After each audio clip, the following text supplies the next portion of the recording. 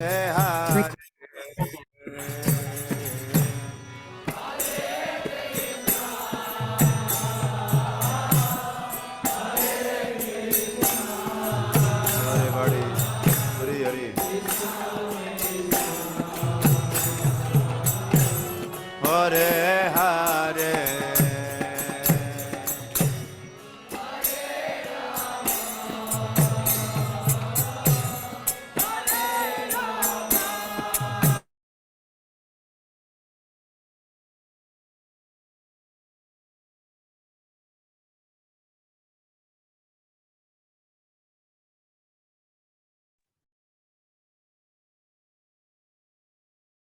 हरे कृष्णा प्रभु जी। हरे कृष्णा माता जी। हरे कृष्णा सभी को, क्लास में उपस्थित सभी वैष्णवों के जो है हरे कृष्णा प्रभु जी। दंडवत प्रणाम। हरे कृष्णा प्रभु जी। हरे कृष्णा प्रभु। हरे कृष्णा माता जी, दंडवत प्रणाम प्रभु जी, कृष्णा दंडवत प्रभु प्रणाम। जी। हरे कृष्णा माता जी, हरे कृष्णा प्रभु जी। और दो यहाँ आओ। चॉकलेट वाला दीदी थोड़ा सा और यहाँ तक।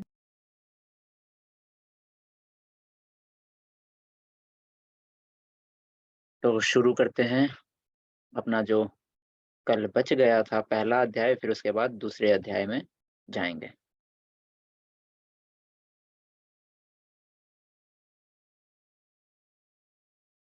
तो श्लोका नंबर 36 से जो है हम आज शुरू करने जा रहे हैं।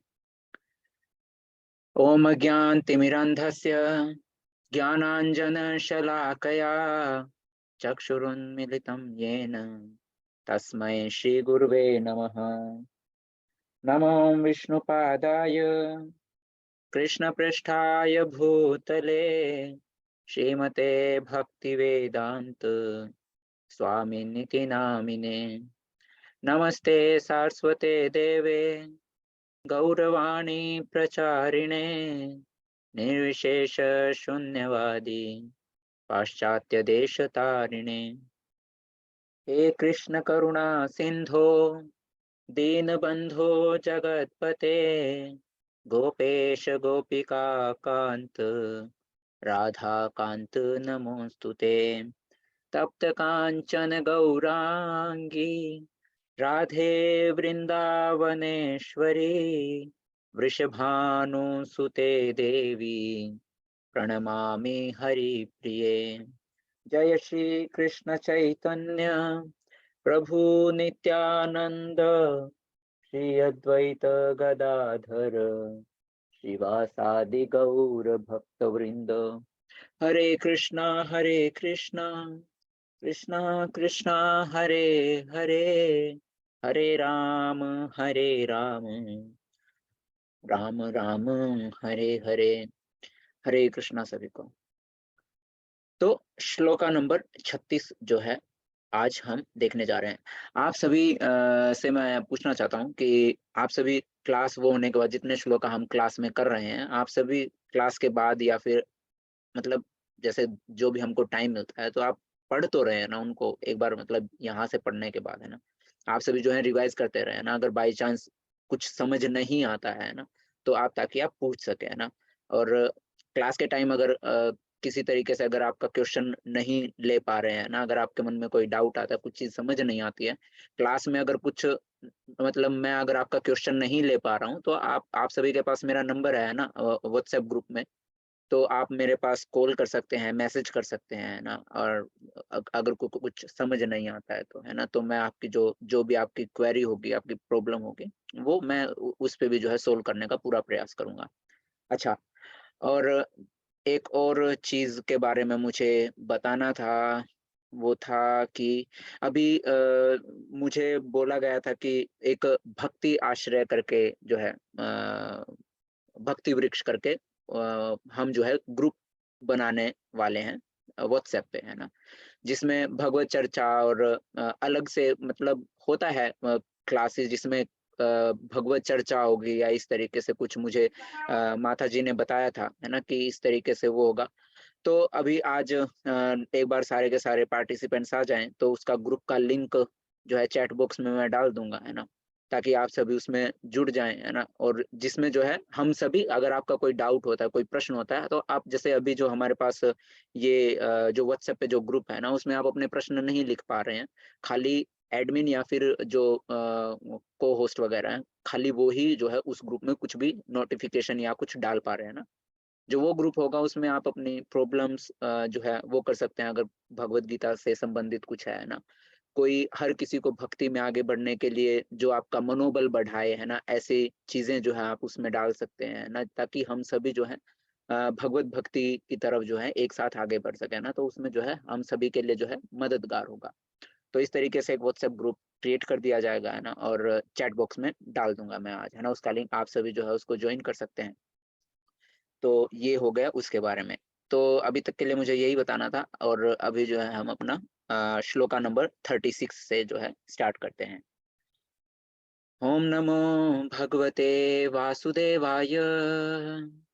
ओम नमो भगवते वासुदेवाय। ओम नमो भगवते वासुदेवाय। पापमेवाश्रयेदस्मान् हत्वैतानाततायिनः तस्मान्नार्हा वयं हन्तुं धार्तराष्ट्रान् सबान्धवान् स्वजनं हि कथं हत्वा सुखिनः स्याम माधवः। अर्जुन बोल रहे हैं, यदि हम ऐसे आतताइयों का वध करते हैं तो हम पर पाप चढ़ेगा, अतः यह उचित नहीं होगा कि हम धृतराष्ट्र के पुत्रों तथा उनके मित्रों का वध करें। हे लक्ष्मीपति कृष्ण, इससे हमें क्या लाभ होगा, और अपने ही कुटुंबियों को मारकर हम किस प्रकार सुखी हो सकते हैं। तो कल हमने देखा था कि किस प्रकार अर्जुन बोल रहे थे कि मतलब जो है इतने सारे लोग मारे जाएंगे, है ना, इतने सारे, दया का हमने भाव देखा, है ना। अर्जुन अर्जुन जो ये बोल रहे थे कि मेरा जो हाथ जो है कांप रहे हैं ना, मेरा मुख सूखा जा रहा है, मेरा अंग अंग जो है कांप रहा है, मेरे रोम रोम खड़े हो रहे हैं, है ना, और मेरा जो धनुष है वो मेरे हाथों से छूटा जा रहा है। तो हमने देखा था कि वो जो है डर के कारण नहीं था, है ना। जो उनके साथ जो ये लक्षण देखने को मिल रहे थे वो किसी डर की वजह से नहीं, बल्कि दया भाव के कारण, है ना। क्योंकि एक भक्त के अंदर जो है, हमने देखा था प्रभुपाद जी ने कितने अच्छे से जो है हमको तात्पर्य में बताया था कि जो ये लक्षण होते हैं, ये किसके दो स्थितियों में जो है आ सकते हैं, आध्यात्मिक स्थिति में, है ना, और एक जो है भौतिक स्थिति में, है ना। अब आध्यात्मिक स्थिति में जब रोम रोम खड़ा होता है, तो जब आप कुछ अच्छा सुन लेते हैं भगवान के बारे में, कोई ऐसी लीला आपने सुन ली जिससे आपका जो है रोम रोम हर्षित हो उठता है ना। और भौतिक ताकि जब हम बात करें, या तो डर लगता है आपको, है ना। अब रही बात अर्जुन की, अर्जुन को डर तो नहीं लग रहा है यहाँ पर, है ना। अर्जुन को जो है दया आ रही है कि कितने सारे उसके जो है सगे संबंधी यहाँ मारे जाएंगे, कितने सारे जो है दूसरी सेना के भी जितने सैनिक हैं, ना। हालांकि यहाँ लड़ाई किसकी हो रही है, दो परिवारों की हो रही है, मतलब दो परिवार भी नहीं बोल सकते, एक परिवार के जो है आपसी लड़ाई है, जिसमें इतने सारे लोग जो है व्यर्थ में मारे जाने वाले हैं ना। तो अर्जुन को जो है अपने उनकी जो सेना में जितने भी सैनिक हैं उन पर तो दया आ ही रही है कि इन बेचारों का क्या कसूर है ना, जो यहाँ पर इस दो मतलब भाइयों के बीच में जो युद्ध होने जा रहा है, जो एक परिवार की जो लड़ाई है, उसमें बेफालतू में इतने सारे सैनिक मारे जाएंगे ना। तो केवल अपने सैनिकों की नहीं, उनको दया दूसरी जो सेना में जो सैनिक है उन पर भी जो है दया आ रही है ना, कि कितने सारे लोग बेफालतू में मारे जाएंगे। तो कृष्ण बोलते हैं कि अगर इस लड़ाई में विजय पाकर मुझे ये साम्राज्य मुझे हासिल हो, है ना, तो बोलते हैं मुझे ये साम्राज्य नहीं चाहिए जिसमें मुझे अपने ही जो है रिश्तेदारों का वध करना पड़े, है ना। कोई भी इंसान जो है धन दौलत ऐश्वर्य किस लिए एकत्र करता है, ताकि उस धन दौलत को वो अपने सगे संबंधियों के साथ उसका जो है यूज कर सके, है ना, उसको यूज कर सके, उसका इस्तेमाल कर सके, जो है अपने सगे संबंधियों के साथ उसका जो है भोग कर सके, है ना। तो इसीलिए जो है हर कोई जो है पैसा धन दौलत एकत्र करता है। अर्जुन बोल रहे हैं, अगर ये सगे संबंधी ही नहीं रहेंगे तो क्या मैं इस जो धन दौलत को मैं अकेला जो है क्या चाटूंगा, है ना। तो बोल रहे हैं कि क्या ही फायदा है ना। तो ये चीज जो है अर्जुन ने बोली कि हे कृष्ण, अगर इस साम्राज्य को तो छोड़ो, अगर कोई मुझे ये बोलता हो कि इस युद्ध को करके अपने सगे संबंधियों को मारो और तुमको तीनों लोकों का राज्य जो है मिलेगा, तो मुझे वो तीनों लोगों का राज्य भी गंवारा नहीं है, है ना। अगर अपने सगे संबंधियों को मारकर कोई मुझे 3 लोगों का राज्य भी मुझे दे दे, या तीनों लोग जो है मुझे दे दे, तो मैं वो भी जो है स्वीकार नहीं करूंगा। तो ये छोटा सा हस्तिनापुर का जो ये साम्राज्य है, ये तो कोई छोटी सी बात है ना। तो अभी जो है अर्जुन फिर उसके बाद यहाँ बोल रहे हैं कि ऐसे आतताइयों का वध करने से मुझे पाप चढ़ेगा। पहला कारण क्या बताया युद्ध ना करने का? दया, है ना, कि उनको जो है सब पर जो है दया आ रही है, दूसरे सैनिकों पर दया आ रही है, अपने सैनिकों पर दया आ रही है, अपने परिवार के जो भाई बंधु हैं उन पर जो है दया आ रही है। अभी बोल रहे हैं कि ऐसे आतताइयों का वध करने पर हम पर पाप चढ़ेगा। दूसरा क्या कारण बोल रहे हैं? कि हमें जो है पाप लगेगा अगर मैं इनको मारूंगा। अतः यह उचित नहीं होगा कि हम धृतराष्ट्र के पुत्रों तथा उनके मित्रों का वध करें। हे लक्ष्मीपति कृष्ण, इससे हमें क्या लाभ होगा, और अपने ही कुटुंबियों को मारकर हम किस प्रकार सुखी हो सकते हैं? प्रभुपाद जी बोलते हैं कि वैदिक आदेशानुसार आतताई 6 प्रकार के होते हैं। यदि हम ऐसे आतताइयों का वध करें, है ना। अब आतताई के बारे में बता रहे हैं। आतताई क्या होते हैं? आतताई 6 प्रकार के होते हैं। किसी को विष देने वाला, अगर कोई किसी को जहर दे दे, वो आतताई है। घर में अग्नि लगाने वाला, अगर कोई अपने घर में या दूसरे के घर में आग लगा दे, वो भी क्या है? आतताई है। घातक हथियार से आक्रमण करने वाला, किसी के ऊपर जानलेवा हमला कर दे किसी घातक हथियार के साथ, वो भी क्या है? एक आतताई है ना। किसी का धन लूटने वाला, वो क्या है? आतताई है। 5वां प्रकार है जो दूसरे की भूमि हड़प ले, वो भी क्या है? एक आतताई है। और पराई स्त्री का अपहरण करने वाला, वो भी क्या है? आतताई है। तो आतताई जो हैं, वेदों के अनुसार, शास्त्रों के अनुसार 6 प्रकार के आतताई होते हैं, है ना। आप सभी को ये चीजें याद होनी चाहिए ना, कि 6 प्रकार के आतताई कौन कौन से होते हैं। जो किसी को विष दे, है ना, विष देने वाला, घर में आग लगाने वाला, अग्नि लगाने वाला, किसी घातक हथियार से आक्रमण करने वाला, किसी का धन लूटने वाला, किसी की भूमि हड़पने वाला, और पराई स्त्री का अपहरण करने वाला। 6 प्रकार के आतताई होते हैं। ऐसे आतताइयों का तुरंत वध कर देना चाहिए, क्योंकि इनके वध से कोई पाप नहीं लगता। आतताइयों का इस तरह वध करना किसी सामान्य व्यक्ति को शोभा दे सकता है, किंतु अर्जुन कोई सामान्य व्यक्ति नहीं है, है ना। यहाँ अर्जुन जो बोल रहे हैं कि मुझे जो है पाप लग जाएगा, है ना, इन आतताइयों को मारकर जो है। तो पहली बात तो प्रभुपाद जी बोल रहे हैं कि जो ये आतताई हैं, है ना, 6 में से जितने भी 6 प्रकार के, अगर कोई किसी को जहर दे दे, है ना, तो उसको मृत्यु दंड दे दिया जाए तो उसमें पाप नहीं लगता। अगर कोई किसी का घर घर में आग लगा दे, तो उसको अगर मृत्यु दंड दे दिया जाए तो उससे पाप नहीं लगता कभी भी। अगर कोई किसी पर जानलेवा हमला करता है, किसी घातक हथियार से, है ना, आक्रमण कर देता है, उसको अगर मृत्यु दंड दिया जाए तो वो भी जो है पाप नहीं है। कोई धन लूटे, किसी की भूमि हड़प ले, पराई स्त्री का अपहरण करे, है ना। तो ये जो है 6 प्रकार के जो ऐसे लोग हैं, इनको मृत्यु दंड या फिर इनको जो है मार देने से जो है पाप नहीं लगता है। तो आतताइयों का इस तरह वध करना जो है किसी सामान्य व्यक्ति को तो शोभा दे सकता है, परंतु अर्जुन जो है, अर्जुन यहाँ कोई सामान्य व्यक्ति नहीं है। वह स्वभाव से ही साधु है ना। हमने जो है स्टार्टिंग में जब क्लास स्टार्ट हो रही थी, और लेवल 1 में भी जो है प्रभु जी ने भी आपको बताया होगा, है ना, कि अर्जुन जो है, अर्जुन यहाँ कोई सामान्य व्यक्ति नहीं है ना। अर्जुन एक बहुत बड़े योद्धा हैं, बहुत बड़े ब्राह्मण हैं, बहुत बड़े साधु हैं, है ना, बहुत बड़े क्षत्रिय हैं, है ना। तो अर्जुन जो है वो बस अभी क्या है, हमने लेवल 1 में देखा था कि जो ये जो सारी की सारी घटनाक्रम चल रहा है, ये सब क्या है, कृष्ण जी की एक जो है योजना है ना। उन्होंने अर्जुन की जो बुद्धि है उसको इस तरीके से भ्रमित कर दिया कि वो जानबूझ के ऐसे प्रश्न पूछें, ऐसे ऐसे संकोच करें, ताकि हमको सीख मिले, है ना। जो कलयुग के जो जीव हैं उनको सीखने को मिले, है ना, उन वो आगे जाकर वैसी ही गलतियां करें, तो उनको जो है समझ में आए कि उसका सॉल्यूशन क्या है। अगर कोई ऐसी स्थिति अगर उनके सामने आए तो उनको जो है हर चीज के बारे में पता हो। तो इसलिए जो है ये सारा का सारा चल रहा है। अच्छा, मैंने जो है एक बार मेरे को चैट बॉक्स में लिख के बताइए कि आवाज तो सही आ रही है ना। आवाज बीच में कट तो नहीं रही है, मेरी आवाज सबको सही आ रही है? हरे कृष्णा जी। चलिए, तो आतताइयों का इस तरह वध करना सामान्य व्यक्ति को तो शोभा दे सकता है, परंतु अर्जुन जो है यहाँ कोई सामान्य व्यक्ति नहीं है, वो स्वभाव से साधु हैं। अतः वह उनके साथ साधुवत व्यवहार करना चाहता था, है ना।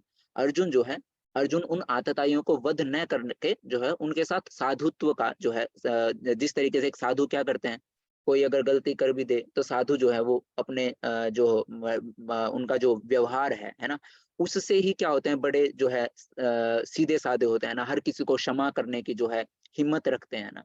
तो अर्जुन भी जो है उस साधुवत व्यवहार से जो है उनके साथ जो है व्यवहार करना चाहते थे, किंतु इस प्रकार का व्यवहार क्षत्रिय के लिए उपयुक्त नहीं है। अगर वो उनको क्षमा कर दें, है ना, ये साधु के लिए हाँ शोभा देता है ना। साधु का जो एक बोल लीजिए कि कीमती गहना है ना, वो क्या है, क्षमा, है ना, कि हर किसी को जो क्षमा करने का साहस रखे, है ना, वही क्या है, साधु है ना।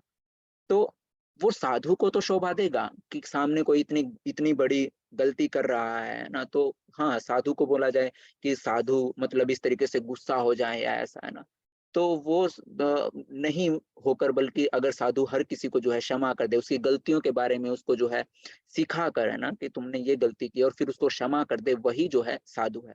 पर यहाँ अर्जुन जो है साधु होने के साथ साथ अभी वो जो है एक क्षत्रिय भी है। तो क्षत्रिय होने के नाते किसी को क्षमा करना नहीं, बल्कि उचित दंड देना जो है उनका क्या है, कर्तव्य है ना, ताकि जो गलती कौरवों ने की है वो गलती भविष्य में कोई भी किसी भी स्त्री के साथ या किसी भी अपने परिवार के जनों के साथ जो है ना करे, है ना। तो उचित दंड देना जो है जरूरी है। अभी एक चीज देखिए, जो कौरव है ना, हमने 6 प्रकार के आतताई देखे। कौरवों के अंदर 6 के 6 प्रकार के गुण उपस्थित हैं। एक भी गुण ऐसा नहीं है जो उनके अंदर नहीं था, आतताइयों वाला, विष देने वाला। दुर्योधन ने भीम को जो है खीर के अंदर जहर दिया था ना, आप सभी को कहानी याद है। तो विष उन्होंने दिया, घर में आग लगाई, लाक्षागृह कांड हुआ जब, है ना, उनके लाक्षागृह जो था वो जला दिया था, है ना, वो हुआ। घातक हथियारों से आक्रमण, है ना, आक्रमण भी जो है करवाया गया, है ना। धन लूटने वाला उनका ऑब्वियस सी बात है, जब हस्तिनापुर जो इंद्रप्रस्थ था, है ना, भूमि तो हड़पी ही हड़पी है, उनका जो धन दौलत था, धन दौलत भी हड़पा, भूमि भी हड़पी। और पराई स्त्री का अपहरण करना या पराई स्त्री पर बुरी नजर डालना, है ना, एक ही बात हो गई। तो किस प्रकार द्रौपदी के साथ जो है अपहरण से भी जो है बुरा एक कर्म किया गया था, है ना। तो 6 के 6 जो ये है ना, हम तो एक बात कर रहे हैं कि अगर किसी के अंदर एक भी लक्षण अगर देखने को मिल जाए, उसका ही वध कर देना चाहिए। पर जो कौरव थे उनके अंदर 6 के 6 गुण उनके अंदर थे, उन्होंने 6 के 6 जो है ये ऐसे कर्म किए थे जिनकी वजह से उनको मृत्युदंड मिलना ही चाहिए था शास्त्रों के अनुसार।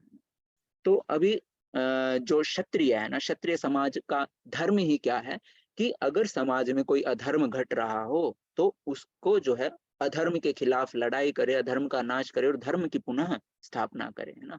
तो ये क्षत्रिय का धर्म है। तो इसीलिए प्रभुपाद जी बोल रहे हैं, किंतु इस प्रकार का व्यवहार क्षत्रिय के लिए उपयुक्त नहीं है। यद्यपि राज्य के प्रशासन के लिए उत्तरदायी व्यक्ति को साधु प्रकृति का होना चाहिए, यानी कि राज्य के प्रशासन, यानी कि कौन, एक राजा, है ना, एक राजा जो है उनको साधु प्रकृति का होना चाहिए, है ना, जो है क्षमा कर देना, है ना, ये क्षमा भाव जो है एक जो है राजा के अंदर जो है होना भी चाहिए, किंतु उसे कायर नहीं होना चाहिए, है ना। हरे कृष्णा रंजीत प्रसाद प्रभु जी, एक सेकेंड अनम्यूट कीजिए, आप अनम्यूट कर सकते हैं, मैंने वो नहीं किया है ना, अनम्यूट कीजिए प्रभु हाँ, तो हरे कृष्ण प्रभु जी। जी। हरे कृष्णा प्रभु हाँ, जैसे अभी बता रहे थे, ये जी। कौरवों के अंदर ये 6 के 6 गुण ही है। जी। केवल उनको नहीं, बल्कि कौरवों के पक्ष में जितने लोग खड़े थे जी उनमें भी ये गुण थे। प्रभु क्योंकि पाप देखिए, जो जी काम बिल्कुल। करना, जितनी गलती है, उनके साथ में रहकर सहयोग करना उनसे भी ज्यादा गलती है। बड़ी क्योंकि गलती वहां है पर बिल्कुल। जी गुरु द्रोण भी थे, भीष्म पितामह भी थे। किसी ने तो उनका मतलब विरोध क्या करना कहेंगे चाहिए उनको, था, पर उनका किसी ने विरोध नहीं विरोध किया। तो नहीं जी। किसी। तो इसका मतलब उन लोगों ने भी उनके साथ दिया, उन लोगों में भी ये गुण थे, इसलिए उन जी। लोगों का भी वध होना चाहिए था। जी। जी। जी बिल्कुल, आपने बिल्कुल सही बोला प्रभु। पर देखिए, अभी पता है क्या था, इसके जो ये पूरी की पूरी एक कहानी चल रही थी ना, भीष्म पितामह चाहते तो वो उनका विरोध कर सकते थे, है ना, पर कर भीष्म सकते थे। पितामह ने विरोध नहीं किया, है ना। द्रोणाचार्य जो हैं उन्होंने भी विरोध नहीं किया, कृपाचार्य जो है उन्होंने भी विरोध नहीं किया। इसके पीछे का जो है अपना वो है कि भीष्म पितामह तो जो है इतने बड़े, इतने समझदार जो एक व्यक्ति है ना, भीष्म पितामह है वो, है ना, सबसे समझदार, सबसे श्रेष्ठ जो है। उनको तो कहीं ना कहीं हमारे मन में आ सकता है कि उन्होंने ऐसा क्यों नहीं किया, वो तो विरोध कर सकते थे, है ना। वो विरोध कर सकते थे, बट कहीं ना कहीं भीष्म पितामह है। अगर हम जब महाभारत की कहानी हम पूरे पूरे जब कथा हम देखते हैं, तो भीष्म पितामह ने किस तरीके से पहले उन्होंने प्रतिज्ञा ले ली थी कि जो हस्तिनापुर में जो भी राजगद्दी पर बैठेगा उनको मैं अपने पिता की दृष्टि से मैं देखूंगा, है ना। और इसी वजह से वो बिल्कुल चाह कर भी अगर अब पिता के विरुद्ध जाना या इस तरीके से उनको जो है वो उस चीज से बंध गए थे, ना चाहकर भी। उनको पता है कि जो राजा है यानी कि धृतराष्ट्र जो है वो गलत डिसीजन ले रहे हैं। उनका धर्म बनता है कि वो अपने पुत्र को, जो दुर्योधन जो ये मतलब एक गलत कर्म कर रहा है, इसको रोका जाए। अब धृतराष्ट्र जो है वो अपने, वो हमने देखा था ना पहले जो श्लोक था कि वो आंखों से तो अंधा था ही था, है ना, पर बुद्धि से भी, है ना, मन से भी जो है वो अंधा है, जिसको धर्म के बारे में कुछ नहीं पता, है ना, केवल और केवल पुत्र मोह में जो है धंसा हुआ है ना। तो ये हमने देखा। तो जी अब भीष्म पितामह ने जो है ऐसा क्यों किया, वो उस प्रतिज्ञा के कारण कि जो भी राजगद्दी पर होगा, है ना, मैं उनको जो है अपने पिता के रूप में मैं देखने वाला हूँ, है ना। उनके पिता का जो है स्वर्गवास हो गया था, तो उन्होंने मरते टाइम अपने पिता को ये जो है वो दे दिया था, और कि मैं जो है हमेशा जो है इन हस्तिनापुर को जो है चारों तरफ से सुरक्षित रखूंगा, और जो है जब तक हस्तिनापुर चारों तरफ से सुरक्षित नहीं हो जाएगा तब तक मैं अपने प्राण नहीं त्यागूंगा, और जो भी राजगद्दी पर आएगा मैं उसको अपने पिता की जो है नजरों से, मतलब पिता के तरीके से जो है मैं देखूंगा, है ना।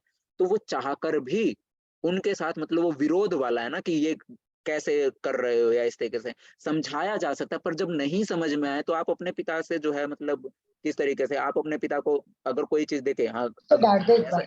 ठीक है, वहाँ बैठ, वहाँ बैठो। जी हरे जी कृष्णा, प्रभु हरे जी। कृष्णा। माता जी, एक एक बार आप सभी जो है कोशिश कीजिए कि किसी का माइक्रोफोन ऑन ना हो, है ना। मैंने आज जो है किसी को भी मतलब म्यूट नहीं किया है। किसी का भी हाथ अगर लगेगा तो जो माइक है ना वो ओपन हो जाएगा, है ना। अब वो जानबूझ के जी मैंने नहीं किया ताकि जैसे कल परसों हम प्रॉब्लम फेस कर रहे हैं वो प्रॉब्लम दोबारा वो ना हो ना। तो आप कोशिश कीजिए कि जी माइक आपका जो है बंद रहे, है ना, पीछे से नॉइस आ रही है। तो अभी जो है ये सारा का सारा जो है कहानी की वजह से उन्होंने जो है मतलब समझाने का प्रयास किया है ना धृतराष्ट्र को कई बार कि देखो तुम्हारा पुत्र क्या कर रहा है, इसे सही, मतलब ये चीज गलत है। पर अब राजा चुपचाप बैठा, तो राजा को उठा के कोई फेंक थोड़ी सकता है, या राजा को दंड थोड़ी दिया जा सकता है। तो वो अब अपना हाथ जो है सिकोड़ कर अपना बैठे रहे, और जो कुछ भी था वो देख भी नहीं रहे हैं ना बेचारे, वो तो जो है शर्मसार ज्यादा हो रखे थे। तो अब उनको जो दंड मिला है वो इस वजह से मिला क्योंकि वो उनकी तरफ से लड़ रहे थे, और उनके तरफ से लड़ने का जो कारण था वो थी उनकी प्रतिज्ञा, है ना, कि मैं हमेशा जो है इंद्रप्रस्थ या राजा के जो एक राजा के पक्ष में ही मैं लड़ूंगा। अब राजा के पक्ष से, राजा के पक्ष में अधर्म खड़ा है, तो अधर्म के साथ लड़ना जो है उनकी मजबूरी हो गई थी, है ना। तो वो ना चाह के भी जो है मतलब कौरवों की साइड से जो है वो लड़ाई कर रहे हैं, है ना, क्योंकि राजा ही कौरवों की साइड है ना, धृतराष्ट्र ही कौरवों की साइड था। तो वो अपनी प्रतिज्ञा की वजह से जो है वो पांडवों के साथ, अब उनको पता है कि धर्म पांडवों की तरफ है। पांडव जो है वो धर्म के लिए लड़ रहे हैं, और कौरव जो है वो अधर्म के लिए जो है लड़ रहे हैं ना। तो इस तरीके से सारा का सारा जो है होता है ना। और उन सभी को की भी मृत्यु इसी वजह से हुई कि जो है उन्होंने अधर्म का साथ जो है दिया। हाँ, वो अलग बात है कि सिचुएशन या फिर सिचुएशन को देखते हुए, है ना। अभी एक चीज हमको यहाँ से सीखने को मिलती है ना, कि कभी भी कोई ऐसी कसम बिना सोचे समझे नहीं लेनी चाहिए, है ना, जो आगे जाकर आपको जो है आरती, खुद मुसीबत में जो है डाल मेरे दे। को सिर्फ 3 हरे मिला, कृष्णा 3, माता जी। एक सेकंड, बस कौन एक है? और प्रभु जी बाकी है। प्रभु जी प्रभु जी जी। जी जी प्रभु बोलिए। जैसे कि आप बता रहे हैं कि प्रतिज्ञा नहीं लेनी चाहिए, ठीक है। अगर प्रतिज्ञा प्रतिज्ञा ले भी लिए तो इसका नहीं मतलब ये प्रभु। नहीं कि उसको तोड़ना नहीं चाहिए। आप देखिए, तो जी, श्री कृष्ण। आवाज नहीं आ रही प्रभु आपकी। हरे कृष्णा। हाँ, जी जी हरे कृष्णा। हाँ, प्रभु श्री कृष्ण भगवान ने भी प्रतिज्ञा लिए थे कि मुझे इस युद्ध में हथियार नहीं उठाना है, जी लेकिन एक बार उन्होंने हथियार उठाया, जी है ना। तो ऐसा नहीं है कि प्रतिज्ञा ले लिए तो अगर वो गलत हो रहा है तो गलत है। हम गलत स्थिति जी। में प्रतिज्ञा तोड़ भी सकते हैं, मेरा ये कहना है। आप बिल्कुल सही बोल रहे हैं। कहने का मेरा कहने का तात्पर्य है कि हमेशा जब भी जो भी बोले, हमेशा सोच समझ कर बोलें कि इसका परिणाम क्या होगा, है ना, हमारे लिए इसका क्या परिणाम हो सकता है, सामने वाले के लिए इसका क्या परिणाम हो सकता है ना। तो बिना सोचे समझे कभी कुछ नहीं बोलना चाहिए, है ना। ये चीज जो है हमको क्या बोलते हैं सीखने को मिलती है ना हमको। इस चीज जो है इस चीज से भी एक बहुत बड़ा लेसन हमको यहाँ पर सीखने को मिलता है ना। तो आज का अब कृष्ण जो है, देखिए कृष्ण कृष्ण ने जो प्रतिज्ञा तोड़ी थी, है ना, वो तो कृष्ण की महानता थी। कृष्ण ना चाहते तो अपनी प्रतिज्ञा, वो भगवान है ना, वो कोई भी सिचुएशन पैदा कर सकते हैं जिससे उनको प्रतिज्ञा ना तोड़नी पड़े। अब क्योंकि भीष्म पितामह ने प्रतिज्ञा ली थी कि मैं कृष्ण से शस्त्र उठवाऊंगा, इसीलिए जब भक्त ने प्रतिज्ञा कर ली है, तो भगवान अपनी प्रतिज्ञा की चिंता नहीं करते हैं, है ना? उनके भक्त की प्रतिज्ञा जो है बनी रहे या उनके भक्त की विजय हो, इसीलिए भगवान खुद हार जाते हैं, है ना? अपनी प्रतिज्ञा जो है तोड़ देते हैं ना? तो भीष्म पितामह ने ये प्रतिज्ञा कर ली थी कि मैं जो है इस युद्ध में, जब बताया था कि जब कृष्ण बोलते हैं कि मैं तो युद्ध में जो है शस्त्र नहीं उठाऊंगा, है ना? तो भीष्म पितामह बोलते हैं, अब भीष्म पितामह जो हैं कृष्ण के बहुत बड़े अनन्य भक्त हैं, है ना, अनन्य भक्त हैं। तो बोलते हैं कि माधव, अगर आपने प्रतिज्ञा कर ही ली है कि आप शस्त्र नहीं उठाएंगे, तो मैं भी प्रतिज्ञा कर रहा हूँ कि आपसे शस्त्र उठवाए बिना तो मैं भी नहीं रहूंगा, है ना। तो जब भीष्म पितामह ने प्रतिज्ञा की थी, तो उनकी प्रतिज्ञा की लाज रखने के लिए भगवान कृष्ण जानबूझकर जो है अपना सुदर्शन चक्र जो है युद्ध के बीच में जो है उठा लेते हैं। जब भीष्म पितामह किसी से भी जो है हटाए नहीं जा रहे थे, है ना, जो भी उनसे लड़ाई कर रहा था खुद जो है पीछे हो जा रहा था, है ना। भीष्म पितामह किसी की आंटों में नहीं आ रहे थे, मतलब किसी के भी काबू में नहीं आ रहे थे। अब जब ऐसा लगा, क्योंकि भीष्म पितामह को जो है इच्छा मृत्यु का वरदान मिला होता, ये सारा का सारा था। अब जब तक भीष्म पितामह साइड नहीं होंगे, तब तक वो कोई और जो उस सेना का है वो मारा नहीं जा सकता, जितने भी महारथी थे। तो सबसे पहले जरूरी था कि भीष्म पितामह साइड हो, है ना, बेफालतू में एक ये कवच डाल के इच्छा मृत्यु का, है ना, जब चाहेंगे तब मरेंगे, जब चाहेंगे तब नहीं मरेंगे, तो इस तरीके से युद्ध कर रहे हैं, ये तो कोई अच्छी बात नहीं है ना। तो अब वो उसका बहाना लिया, है ना, कृष्ण ने, कि ये ऐसे तो मरेंगे नहीं, किसी से नहीं मरेंगे, पर मेरे सुदर्शन से मरेंगे। तो जानबूझ के अब मन में जो वो है विचार है, वो केवल और केवल क्या था कि अपने भक्त की प्रतिज्ञा इसी बहाने से, है ना, सिचुएशन ऐसी क्रिएट की कि वो अपने भक्त की लाज रखने के लिए जो है शस्त्र उठा रहे हैं ना। भगवान वाली बात छोड़िए, है ना। पर अब जिस अभी जो है एक एक जो है किसी ने कमेंट किया था, कलयुग से पहले क्षत्रिय अपने प्रतिज्ञा नहीं तोड़ते थे। बिल्कुल सही बात है, ये आज का समय है ना प्रभु। मतलब मुंह से क्या बोल रहे हैं और क्या नहीं बोल रहे कोई मायने ही नहीं रखता, है ना। वो मतलब आज अभी वाला तो कुछ ज्यादा ही होगा, है ना। हमारे अगर दादा परदादा का टाइम देखेंगे, उस टाइम पे भी थोड़ा सा था, है ना, कि वो बोलते थे ना कि जुबान की कीमत होती है, ऐसा करके बोला जाता है ना, कि जुबान ही काफी है ना, लिख के देने की जरूरत नहीं है, जुबान ही काफी है ना। ऐसा बोला जाता है कि मर्द की तो जुबान काफी है, या एक अच्छे इंसान की तो जुबान ही काफी होती है, ऐसा करके बोला जाता है, क्योंकि वो अपनी जुबान पे खरा उतरेगा। बट आज के टाइम पे नहीं है। अभी कोई कुछ बोल रहा होगा, 2 मिनट होंगे, मैंने कब बोला ऐसा, ऐसा तो मैंने कभी बोला ही नहीं है, झूठ बोल रहे हो, है ना। तो आज का जो उसमें ऐसा नहीं है प्रभु, जिसमें जो है जुबान उबान कोई मायने नहीं रखती, है ना। तो यहाँ पर जो है इस तरीके से होता है। तो आगे जो है प्रभुपाद जी बोल रहे हैं, उदाहरणार्थ भगवान राम इतने साधु थे कि आज भी लोग राम राज्य में रहना चाहते हैं, किंतु कभी कायरता प्रदर्शित नहीं की। जब लड़ाई करने का समय आया तो उन्होंने युद्ध भी किया, है ना, और जब क्षमा करने की बात आती थी तो वो क्षमा भी करते थे, है ना। तो इस तरीके से प्रभुपाद जी बोल रहे हैं कि जो राजा है, राजा को साधु भाव होना चाहिए, किसी प्रकार का घमंड नहीं होना चाहिए, किसी प्रकार का जो है द्वेष नहीं होना चाहिए, है ना। और मन में जो क्षमा करने की जो एक ताकत है वो राजा के अंदर होनी चाहिए, पर कायरता वो कभी नहीं होना चाहिए, है ना। कि मतलब लड़ाई या फिर जब धर्म की बात आए, तो अगर धर्म के अकॉर्डिंग जो है कड़े से कड़ा अगर कदम उठाना पड़े, तो उसमें कायरता ना दिखाकर, चाहे अपने ही सगे को दंड क्यों ना देना पड़े, तो उसको दंड दिया जाए गलती करने पर, है ना। तो इस तरीके से जो है प्रभुपाद जी यहाँ हमको बताते हैं। रावण आतताई था, रावण का एग्जाम्पल, क्योंकि रावण ने क्या किया था, रावण ने पराई स्त्री का हरण किया था। रावण जो है आतताई था, क्योंकि वह राम की पत्नी सीता का अपहरण करके ले गया था, किंतु राम ने उसे ऐसा पाठ पढ़ाया जो विश्व इतिहास में बेजोड़ है। अर्जुन के प्रसंग में विशिष्ट प्रकार के आतताइयों से भेंट होती है। ये हैं उसके निजी पितामह, आचार्य, मित्र, पुत्र, पौत्र इत्यादि, है ना। अभी आप बोलेंगे कि जो है पितामह जो है, पितामह को यहाँ पर किस तरीके से मतलब आतताई वगैरह वो किया गया, क्योंकि आतताइयों का जो है वो करने वाले जो हैं साथ देने वाले हैं ना, जो उस पक्ष से जो है लड़ रहे हैं, तो वो भी उतने ही भागीदार हैं ना पाप में जितना जो है पापी है। इसलिए अर्जुन ने विचार किया कि उनके प्रति वह सामान्य आतताइयों जैसा कटु व्यवहार न करे। इसके अतिरिक्त साधु पुरुषों को तो क्षमा करने की सलाह दी जाती है। साधु पुरुषों के लिए ऐसे आदेश किसी राजनीतिक आपातकाल से अधिक महत्व रखते हैं। इसलिए अर्जुन ने विचार किया कि राजनीतिक कारणों से स्वजनों को मारकर वह अपने जीवन तथा शाश्वत मुक्ति को संकट में क्यों डाले, है ना। तो बोल रहे हैं कि इसीलिए अर्जुन सोचते हैं कि केवल राजनीतिक कारणों से, है ना, अपने जो स्वजन हैं, अपने जो भाई बंधु हैं, उनको मारकर बेफालतू में शाश्वत यानी कि हर किसी की जो ये शांति है, ये मुक्ति है और ये जीवन है, इसको संकट में क्यों डालें। अर्जुन द्वारा कृष्ण को माधव अथवा लक्ष्मीपति के रूप में संबोधित करना भी सार्थक है, यानी कि ये भी कुछ कोई ऐसे ही नहीं बोल दिया अर्जुन ने, है ना। कृष्ण को माधव और लक्ष्मीपति, है ना, वो भी किसी कारणवश उन्होंने बोला। वह लक्ष्मीपति कृष्ण को यह बताना चाह रहा था कि वे उसे ऐसा काम करने के लिए प्रेरित न करें जिससे अनिष्ट हो सकता है, किंतु कृष्ण कभी भी किसी का अनिष्ट नहीं चाहते, भक्तों का तो कदापि नहीं, है ना।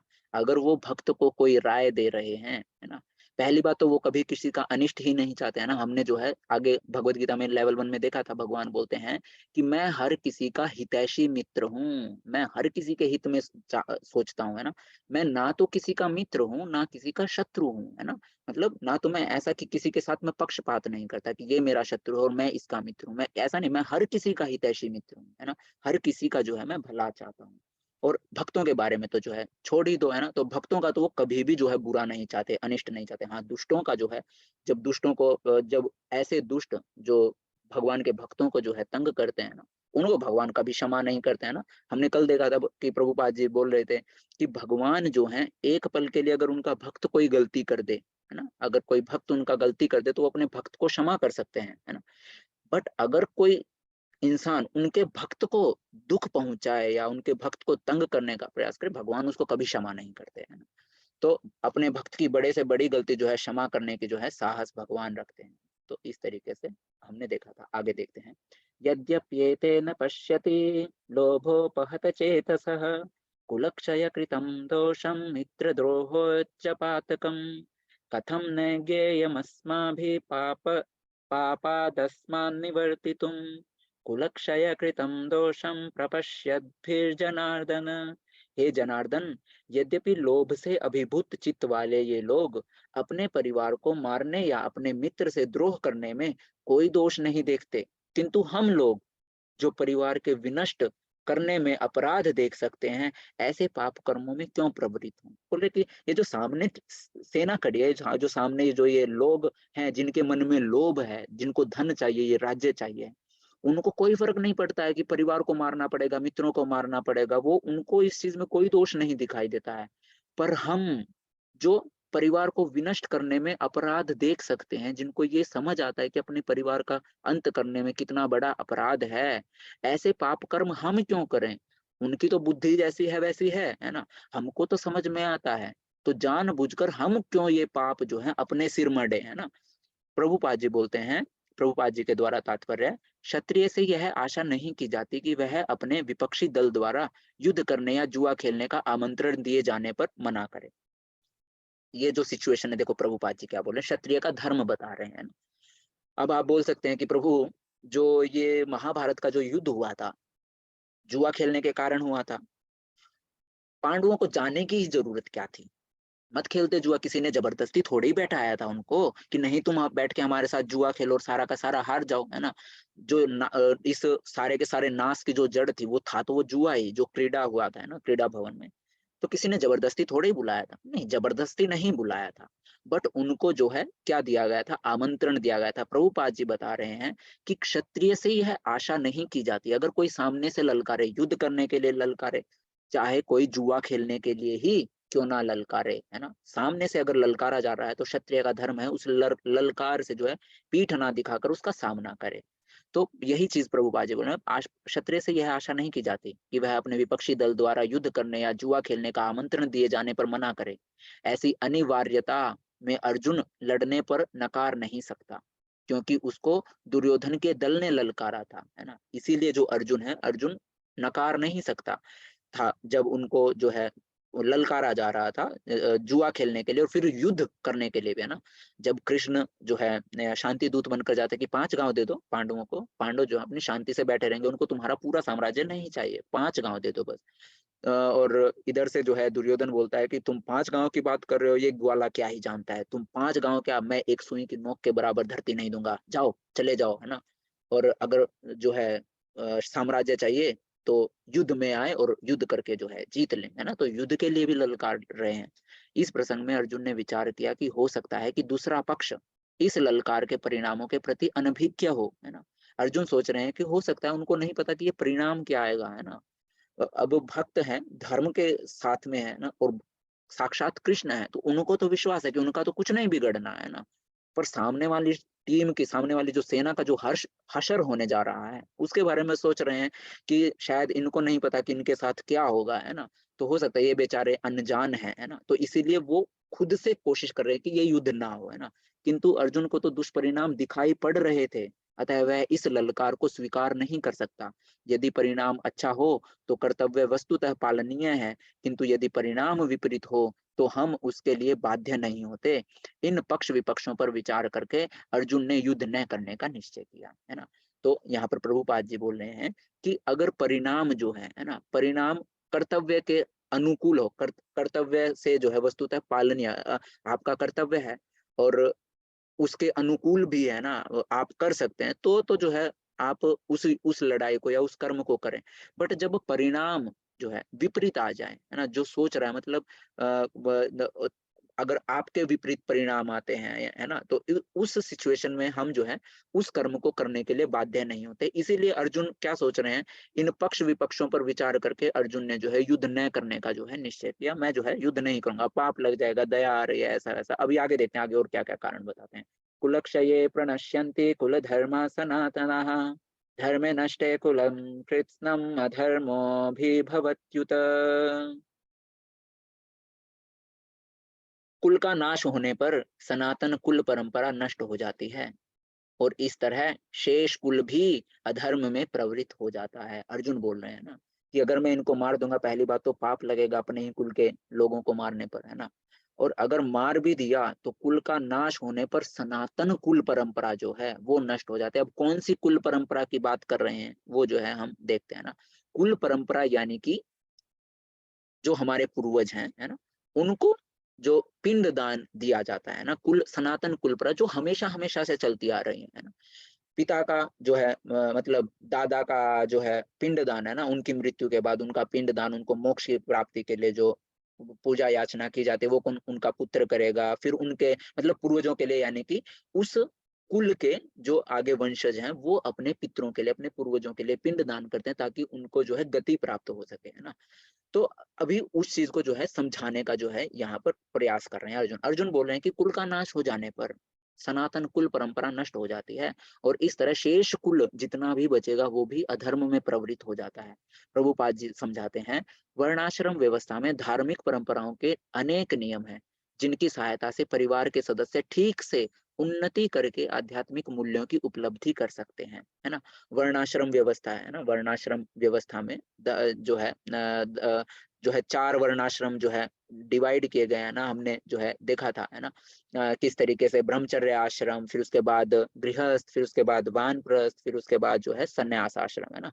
तो इस तरीके से 4 वर्णाश्रम जो व्यवस्था है उसमें जो है धार्मिक परंपराओं के अनेक सारे जो है नियम है। पहले जो है ब्रह्मचर्य आश्रम, उसमें अपने नियम है ना। गृहस्थ में अपने नियम है, वानप्रस्थ में अपने नियम है और फिर संन्यास आश्रम में भी अपने जो है नियम है ना, धार्मिक परंपराओं के अनुसार, जिनकी सहायता से परिवार के सदस्य ठीक से उन्नति करके आध्यात्मिक मूल्यों की उपलब्धि कर सकते हैं। यानी कि हर किसी के नियमों का पालन करके हम जो है कहाँ पहुंच सकते हैं, आध्यात्म में आगे बढ़ सकते हैं, भगवान की प्राप्ति कर सकते हैं।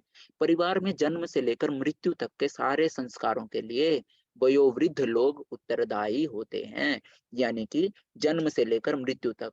अब इस चीज में जितनी भी चीजें हैं, उनके जितने भी संस्कार हैं, है ना, जितनी भी चीजें सिखाना जो है ना, हर चीज के बारे में बताना या इस तरीके से कौन जिम्मेवार होगा। आप किसी अगर फॉर एग्जाम्पल मतलब किसी भी घर में अगर कोई छोटी मोटी जो पूजा भी है या किस तरीके से, है ना, अब वो अलग अलग रीति रिवाज होते हैं, शादी होती है तो आप अपने कुल देवता कुल देवी की को कुछ मतलब किया जाता है, भेंट दी जाती है या इस तरह के है ना बहुत सारे रीति रिवाज होते हैं घर में।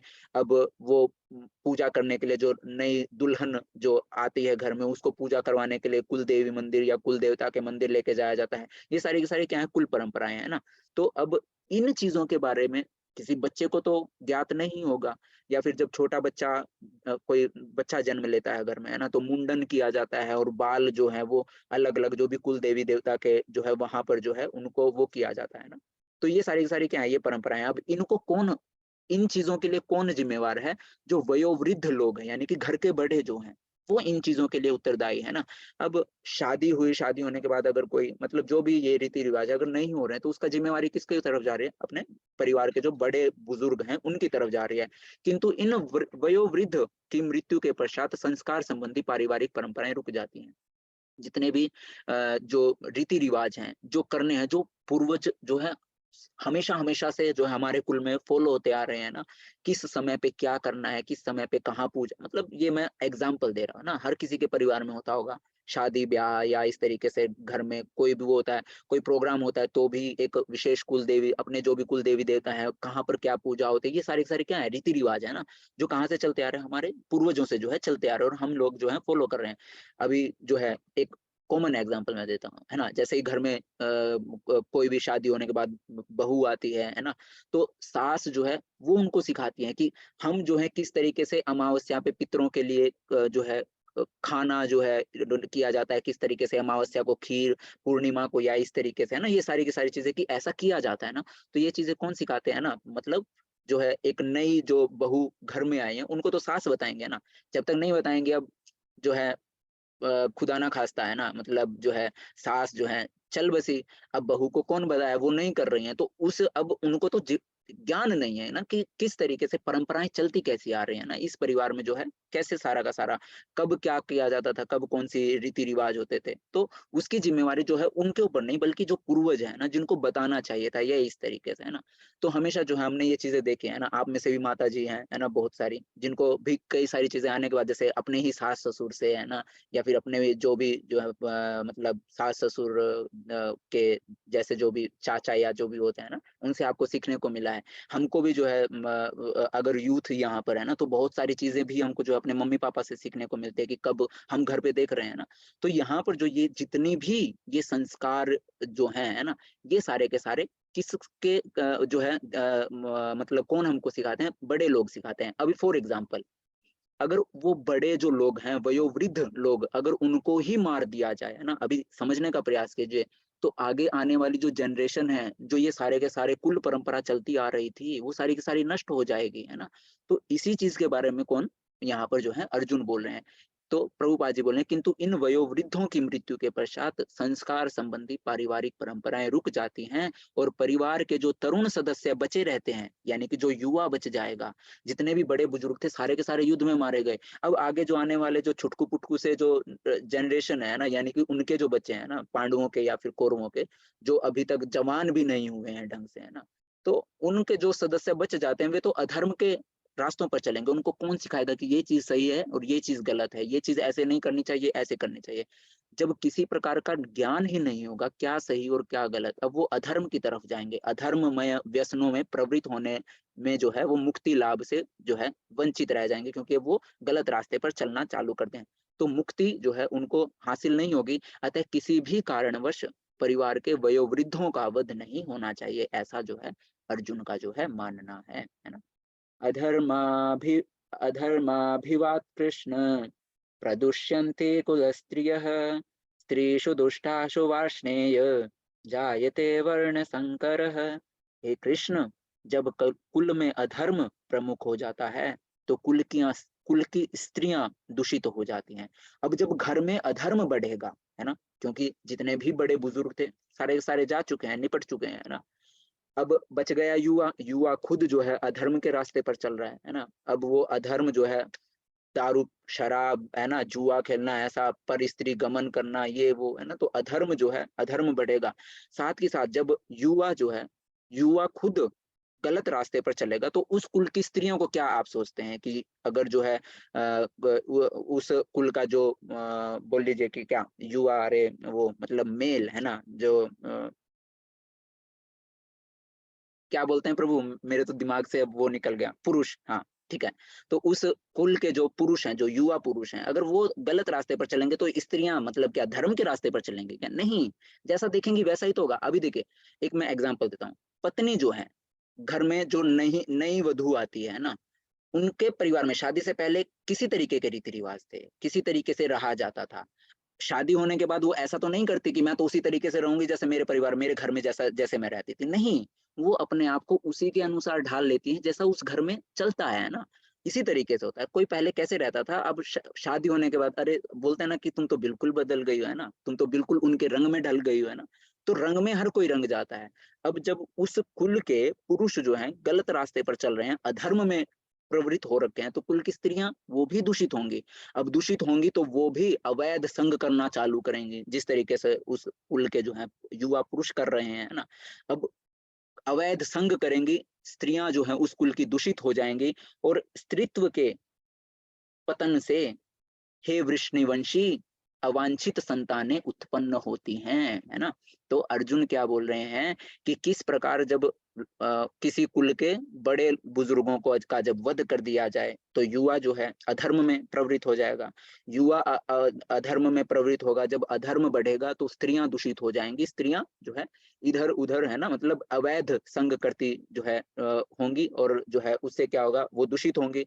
और जब स्त्रीत्व जो है का पतन होगा तो अवांछित संतानें उत्पन्न होंगी, यानी कि कहीं किसी और की ही संतान जो है जन्म ले रही है ना, उस अवैध संग के कारण। अब जब अवांछित संतानें उत्पन्न होंगी तो अभी समझिए, जो पिंडदान किया जा रहा था, है ना, ये क्या है शास्त्रों के अनुसार कि जो पिंडदान है वो कौन करता है, केवल और केवल उस कुल का वंशज जो है वो ही पिंडदान करता है।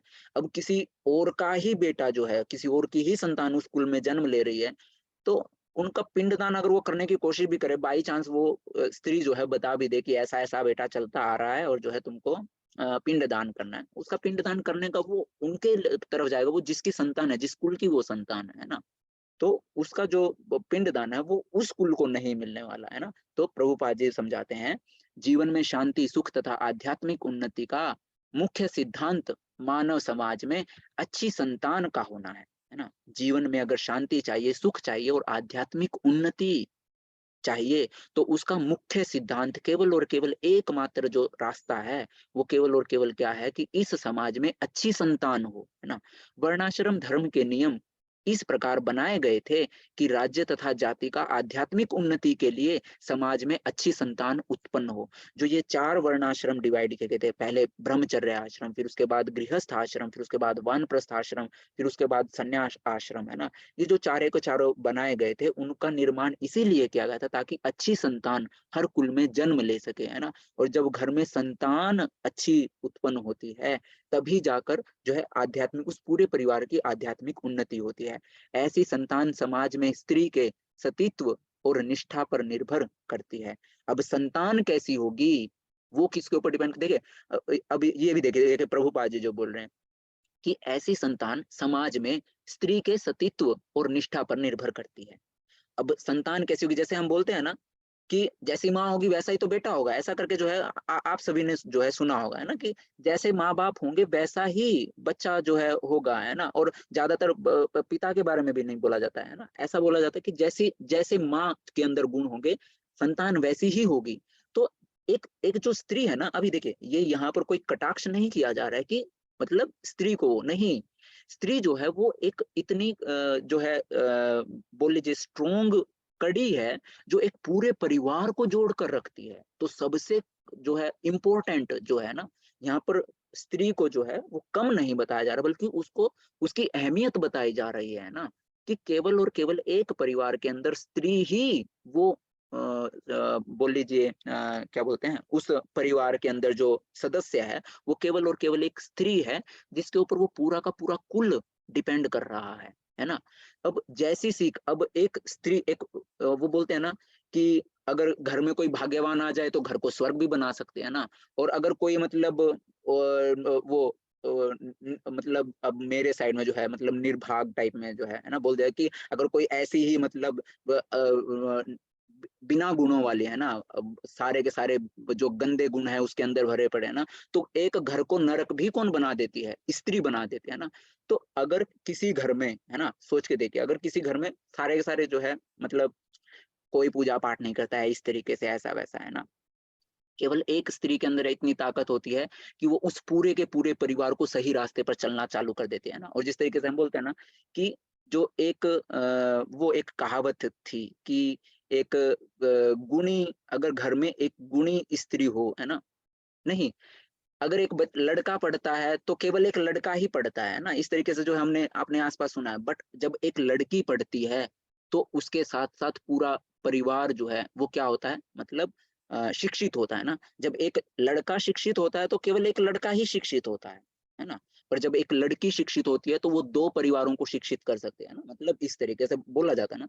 तो ये उसकी अहमियत ही है ना कि स्त्री के अंदर कितनी ताकत है। तो यहाँ पर प्रभुपाद जी भी वही बोल रहे हैं कि अगर ऐसी संतान चाहिए ना, है ना, तो उस संतान, वो संतान जो है किसके ऊपर निर्भर कर रही है? स्त्री का सतीत्व, है ना, वो कितनी जो है मतलब पतिव्रता या इस तरीके से जो धर्म के अकॉर्डिंग जो है, शास्त्रों के अनुसार जो व्यवहार कर रही है ना, और उसकी निष्ठा पर जो है ये निर्भर करता है। जिस प्रकार बालक सरलता से कुमार्गामी बन जाते हैं, उसी प्रकार स्त्रियां भी पतनोन्मुखी होती हैं, है ना, मतलब पतन की तरफ जो है वो होती हैं। तो जैसे कोई भी बालक है ना, अभी यहाँ पर देखिए, अभी प्रभुपाद जी बता रहे हैं कि जो अभी ये नहीं कि मतलब स्त्रियां गलत रास्ते पर, अभी कोई दिमाग में ऐसा आ सकता है कि प्रभु जी ये तो गलत बात है ना, सारी एक जैसे थोड़ी होते हैं, या इस तरीके से है ना, कुछ कटाक्ष टाइप में किया जा सकता है। पर प्रभुपाद जी देखो समझाने का बोल रहे हैं कि जिस तरीके से एक बालक होता है ना, मतलब कितना अब वो अब क्या बोलते हैं, वो अबोध, मतलब बहुत मासूम सा बालक है ना, उसको जैसा बता दिया जाए वो उस पर वैसा ही विश्वास कर लेता है ना। तो बड़े आसानी से जो है वो गलत रास्ते पर जा सकता है, छोटा सा बालक है ना।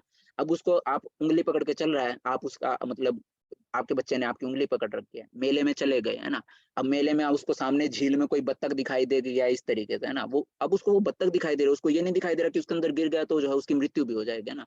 तो बालक जो है वो बड़ा जो है मासूम होता है, उसको नहीं होता, उसको जहाँ पर भी जो है किसी तरीके से किसी जो है पड़ोसी ने, ये तो हम हर कोई जो है देखने को मिलता है ना, कोई भी मतलब हम अपने बच्चों को इतनी चीजें सिखाते हैं कि बेटा देखो ये चीज जो है गलत है ना, ऐसे नहीं करना चाहिए, ऐसे करना चाहिए। बट वो इतना मासूम होता है, किसी ने, हमने जो चीज उसको बोला है कि ऐसा नहीं करना चाहिए, सामने से अगर कोई वही चीज उसको वो करता है कि ये लो बेटा, या ऐसा उधर चले जाओ, ऐसा वैसा, वो कर लेगा क्योंकि मासूमियत है ना। तो वही मासूमियत प्रभुपाद जी बोल रहे हैं कि मासूमियत, वही मासूमियत एक स्त्री के अंदर भी होती है। जिस तरीके से जो है बालक जो है अपने रास्ते से भटक जाता है, इसी तरीके से स्त्री भी मासूम होने के कारण जो है, किसी ने भी जो है थोड़े से मीठे बोल के साथ उससे बात क्या कर लिया ना, वो जो है पिघल जाती है ना। हरे कृष्णा माता जी। अ, जी जी जी। शिप्रा माता जी, लिंक शेयर कर दीजिएगा 7 मिनट में। जी जी जी, 7 मिनट में कर दीजिएगा माता जी। तो यहाँ पर जो है इस तरीके से आया। तो स्त्रियां जो हैं, प्रभुपाद जी बोल रहे हैं कि इसी तरीके से जो स्त्रियां जो हैं वो भी पतनोन्मुखी हो सकती हैं, यानी कि मतलब रास्ते से भटक सकते हैं। अतः बालकों तथा स्त्रियां दोनों को ही समाज के वयोवृद्ध का संरक्षण आवश्यक है। जिस तरीके से बच्चों को हर टाइम गाइड करने के लिए ऐसा करना है, ऐसा नहीं करना है ना, तो इस तरीके से जिस तरीके से हर टाइम बच्चे के ऊपर नजर रखी जाती है कि ये भटक ना जाए ना, उसी तरीके से प्रभुपाद जी बोल रहे हैं, क्योंकि स्त्री जो है वो भी बहुत मासूम है ना, इसीलिए उनको जो है वयोवृद्ध घर के बड़ों का संरक्षण की जो है आवश्यकता है ना, गाइडेंस के लिए। स्त्रियां विभिन्न धार्मिक प्रथाओं में संलग्न रहने पर व्यभिचारिणी नहीं होंगी, है ना। जब वो धार्मिक प्रथाओं में संलग्न रहेंगी, है ना, तो वो कभी भी गलत जो है आचरण में नहीं आएंगी, व्यभिचार जो है नहीं करेंगी। चाणक्य पंडित के अनुसार सामान्यतया स्त्रियां अधिक बुद्धिमान नहीं होती, अतः वे विश्वसनीय नहीं है। चाणक्य जो है, चाणक्य नीति अब वो जो है उसके अनुसार प्रभुपाद जी बोल रहे हैं कि वो, उनका ऐसा मानना है कि सामान्यतया, है ना, मतलब आज जो मतलब बोल रहे हैं कि लगभग लगभग ऐसा चाणक्य जो है नीति के अनुसार उनका ऐसा मानना है कि जो सामान्यतया जो स्त्रियां हैं वो अधिक बुद्धिमान नहीं होती, अतः वे विश्वसनीय नहीं है ना, उनके ऊपर विश्वास नहीं किया जा सकता।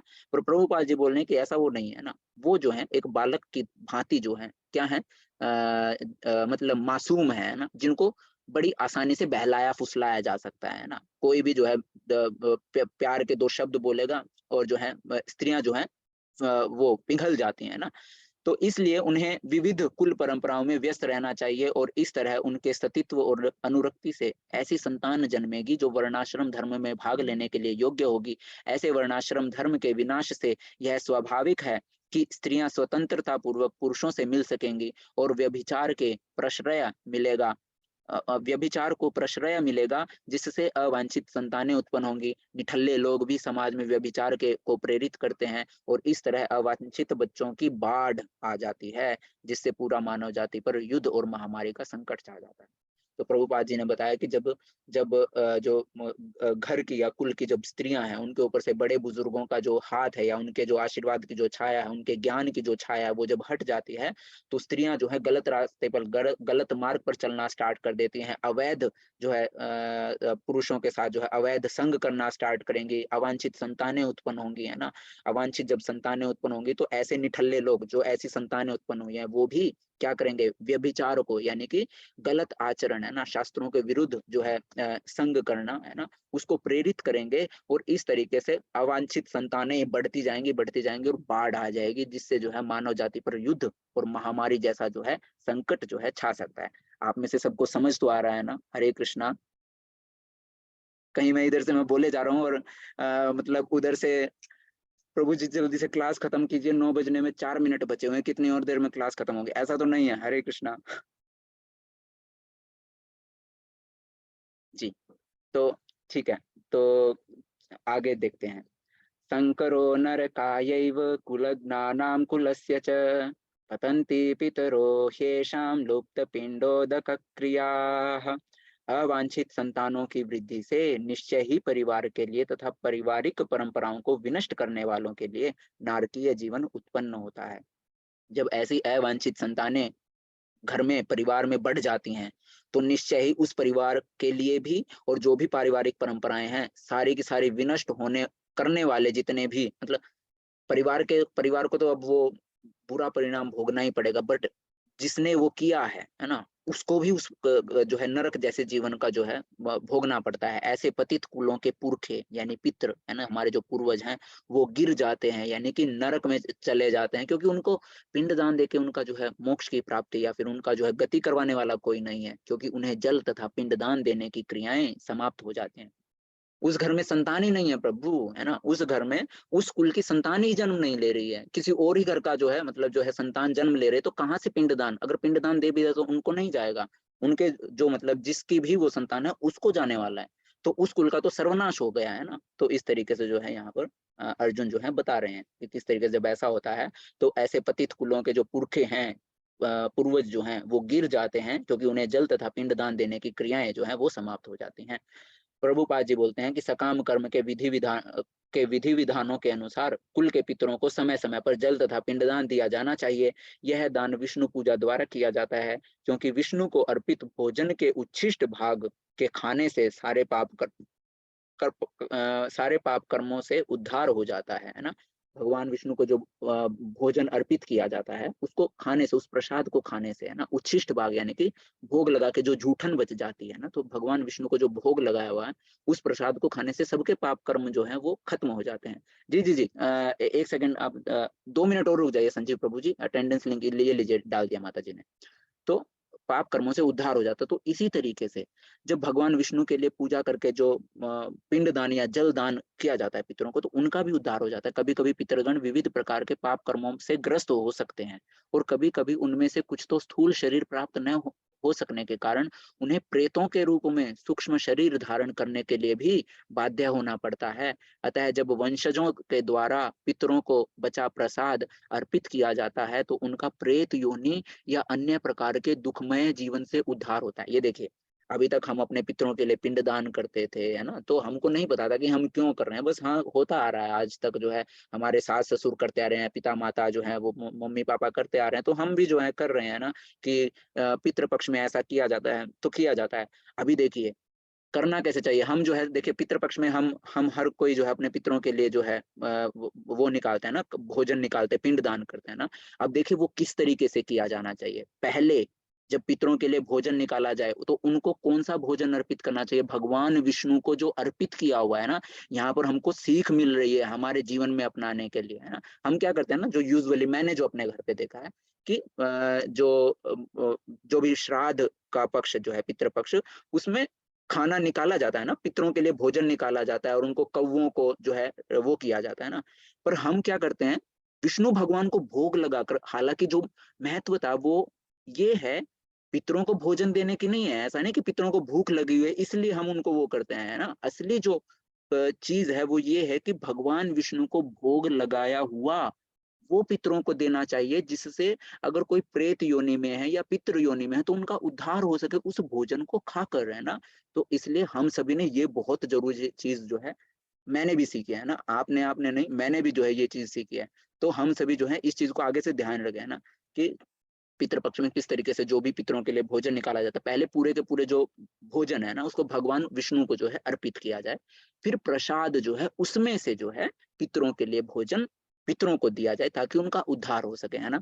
तो आपको भी जो है ये समझ में आया होगा। अतः जब वंशजों द्वारा पितरों को बचा प्रसाद अर्पित किया जाता है तो उनका प्रेत योनि या अन्य प्रकार के दुखमय जीवन से उद्धार होता है। पितरों को इस प्रकार की सहायता पहुंचाना कुल परंपरा है ना, क्योंकि उनके पास शरीर नहीं है, वो भगवान की पूजा नहीं कर सकते। तो हमारी जिम्मेवारी है कि इस प्रकार की सेवा जो है या इस प्रकार की सहायता, ताकि वो गति कर सके और जिस प्रकार की योनि में फंसे हुए हैं उनसे उनका उद्धार हो सके, वो हमारी जो है जिम्मेवारी बनती है। और जो लोग भक्ति का जीवन यापन नहीं करते उन्हें ये अनुष्ठान करने होते हैं। केवल भक्ति करने से मनुष्य सैकड़ों क्या हजारों पितरों को ऐसे संकटों से उबार सकता है। अब जो ये विधि विधान है ये भी जो है देखिए, ये जो विधि विधान है ये उनके लिए जो भक्ति में नहीं है ना। चलो भक्ति नहीं कर पा रहे तो ऐसा ही करके जो है कर दें। मैंने एक चीज मैंने बताई थी कि अगर सबसे पहली क्लास है ना, सबसे पहली क्लास में मैंने बोला था कि जो है मैं आप सभी को बताना चाहता हूँ ऐसा करके, जो मैंने एक बड़ा सा लेक्चर दिया था ना, उसमें भी जो है बोला था कि घर में अगर कोई कृष्ण भक्त, एक कृष्ण भक्त पूरे कुल को उतार देता है ना, आपके जो है पितृ जो है वो भी प्रसन्न हो जाते हैं ना। तो आप केवल भगवान की भक्ति कर रहे हैं, आपके सभी पूर्वजों का उद्धार ऐसे ही हो जाता है ना। पितृलोक में आपके कुल के जो पूर्वज हैं ना, वो जो है नाच रहे होते हैं, कूद रहे होते हैं कि हमारा जो घर है ना, हमारे घर में कृष्ण भक्त जो है ने जन्म लिया है, या कृष्ण भक्त भक्ति की तरफ कोई जो है आगे बढ़ रहा है ना, और इतना आशीर्वाद जो है आपको देते हैं। तो यहाँ पर प्रभुपाद जी भी वही बोल रहे हैं कि पर अगर कोई जो है भक्त जो है केवल भक्ति करने से जो मनुष्य है वो सैकड़ों क्या हजारों पितरों को ऐसे संकटों से उबार देता है। भागवत में कहा गया है, देवर्षि भूता देवर्षि भूताप्त नृपाम पितॄणां न किंकरो नायम ऋणिम च राजन् सर्वात्मनाय शरणं शरण्यं गतो मुकुंदम परिहृत्य कर्तम। जो पुरुष अन्य समस्त कर्तव्यों को त्याग कर मुक्ति के दाता मुकुंद के चरण कमलों की शरण ग्रहण करता है और इस पथ पर गंभीरता पूर्वक चलता है, वह देवताओं, मनुष्यों, सामान्य जीवों, स्वजनों, मनुष्यों तथा पितरों के प्रति अपने कर्तव्य या ऋण से मुक्त हो जाता है ना।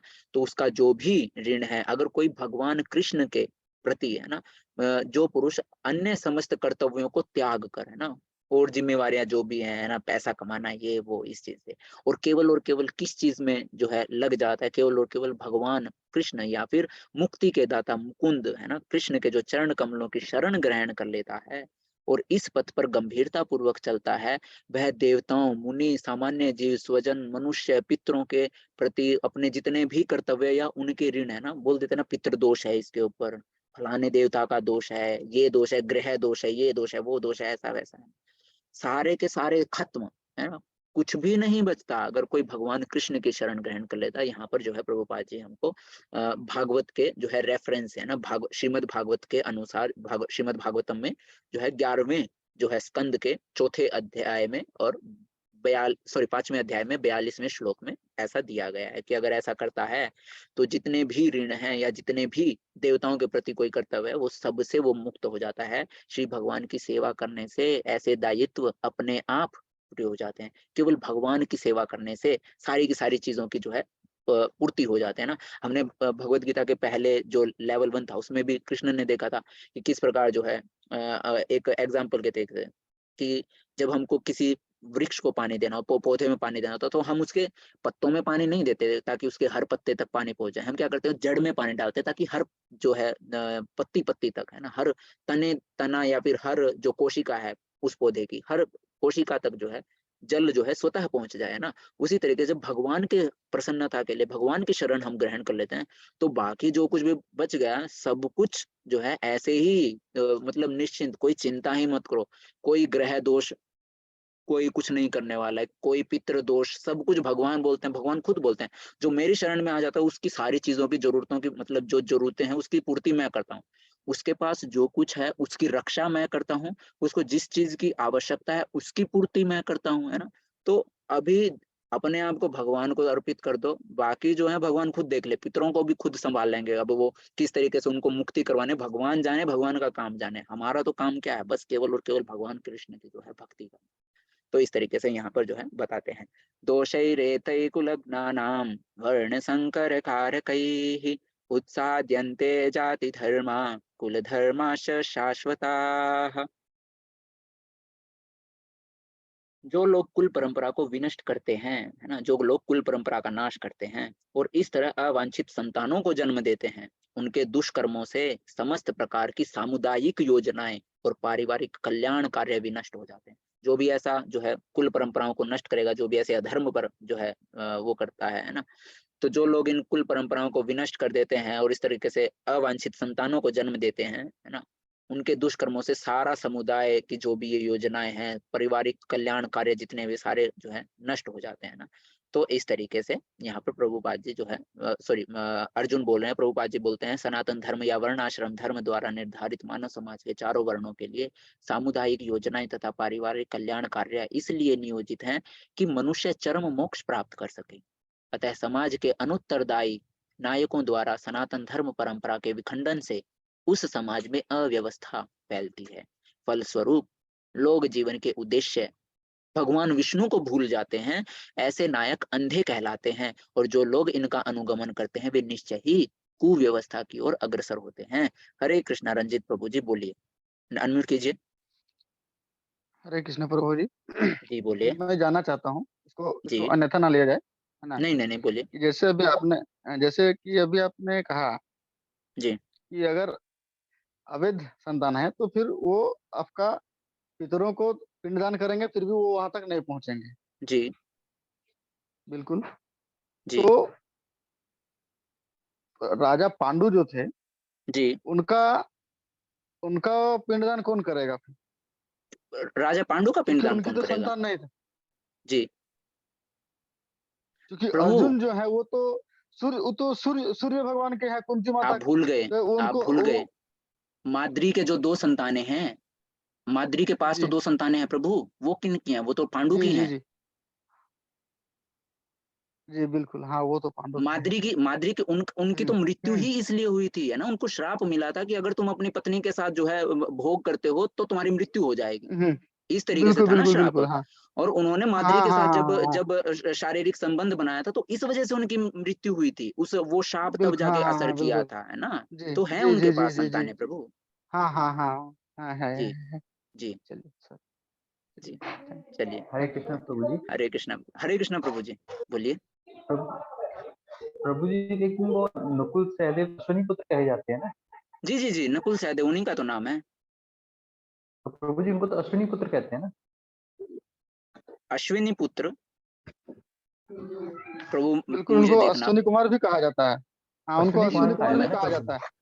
पर मुझे देखिए, हम्म। मुझे जितना ज्ञान था, मुझे मुझे इतना वो था, एक सेकंड कि जो उनको अश्विनी कुमार भी कहा जाता है। जी, तो मैं इस चीज के बारे में देख के मैं एक बार आपको बताऊंगा प्रभु, है ना। अगर आपने ये सही वो बोल दिया तो मुझे तो अभी तक मुझे जितना वो था, मुझे इतना पता था कि जो पांडु की जो मृत्यु हुई थी वो इसी वजह से हुई थी, क्योंकि उनको जो है ये श्राप था कि जब भी तुम अपनी पत्नी के साथ मतलब शारीरिक संबंध जब बनाओगे तो उससे तुम्हारी मृत्यु हो जाएगी या कुछ इस तरीके से, है ना। नहीं प्रभु, तो जी हरे कृष्णा, अगर मैं गलत हूँ तो प्रभु मुझे करेक्ट कीजिए प्लीज। हरे कृष्णा प्रभु जी। हरे कृष्णा माता जी। जी हाँ प्रभु जी, यो जो अश्विनी कुमार दोनों को नहीं बोलते हैं। जी हाँ, जो नकुल था ना, सबसे छोटा जी वाला जो पुत्र जी था, जी जी वो अब जी मुझे नाम कंफर्म नहीं है कि सहदेव था जी जी या जी सहदेव वो था, सहदेव सहदेव लेकिन जो सबसे छोटा वाला पुत्र था ना, जी हाँ सहदेव हाँ, थे वो वो। सहदेव थे ना, जी सहदेव उनके पुत्र थे। और जो जी वो था ना, वो अश्वनी कुमार, जी जो बड़ा नकुल जो वाला थे। था जी सहदेव। जी जी हाँ जी जी जी हाँ, जो एक बड़े थे ना, जो सहदेव से जी जो जी बड़े हैं, वो जी मतलब जो लास्ट के दो पुत्र उनके जो बोले गए हैं ना, जो माता जी थी, कुंती जी माता की जो दूसरी वो थी, जी उनके जो दो पुत्र थे, उनमें से एक पुत्र उनका है, राजा जी पांडव राजा का, और जी एक पुत्र अश्वनी कुमार का है। उनको उन्होंने विद्या दी थी कि जी आप, उन्होंने कहा था आपके तो पुत्र हो गए, लेकिन जी मेरे पुत्र नहीं मेरे ने। हुए हैं। जी जी जी तो हाँ, जी तो हाँ, तो कुंती ने अपनी एक विद्या उनको दे दी थी। जी उनको एक पुत्र वो था होने, हाँ पांच हाँ, फिर पांच एक मेरे पुत्र हिसाब थे। उनके बाद में जी जी जी उनको पांच वो था ना कि हाँ आप इस विद्या का इस्तेमाल हाँ, 5 बार कर पांच सकते हैं, तो एक वरदान बार थे। तो हाँ कर्ण के हाँ हाँ, समय उन्होंने इस्तेमाल कर्ण कर के लिया था, समय कर 3। ले।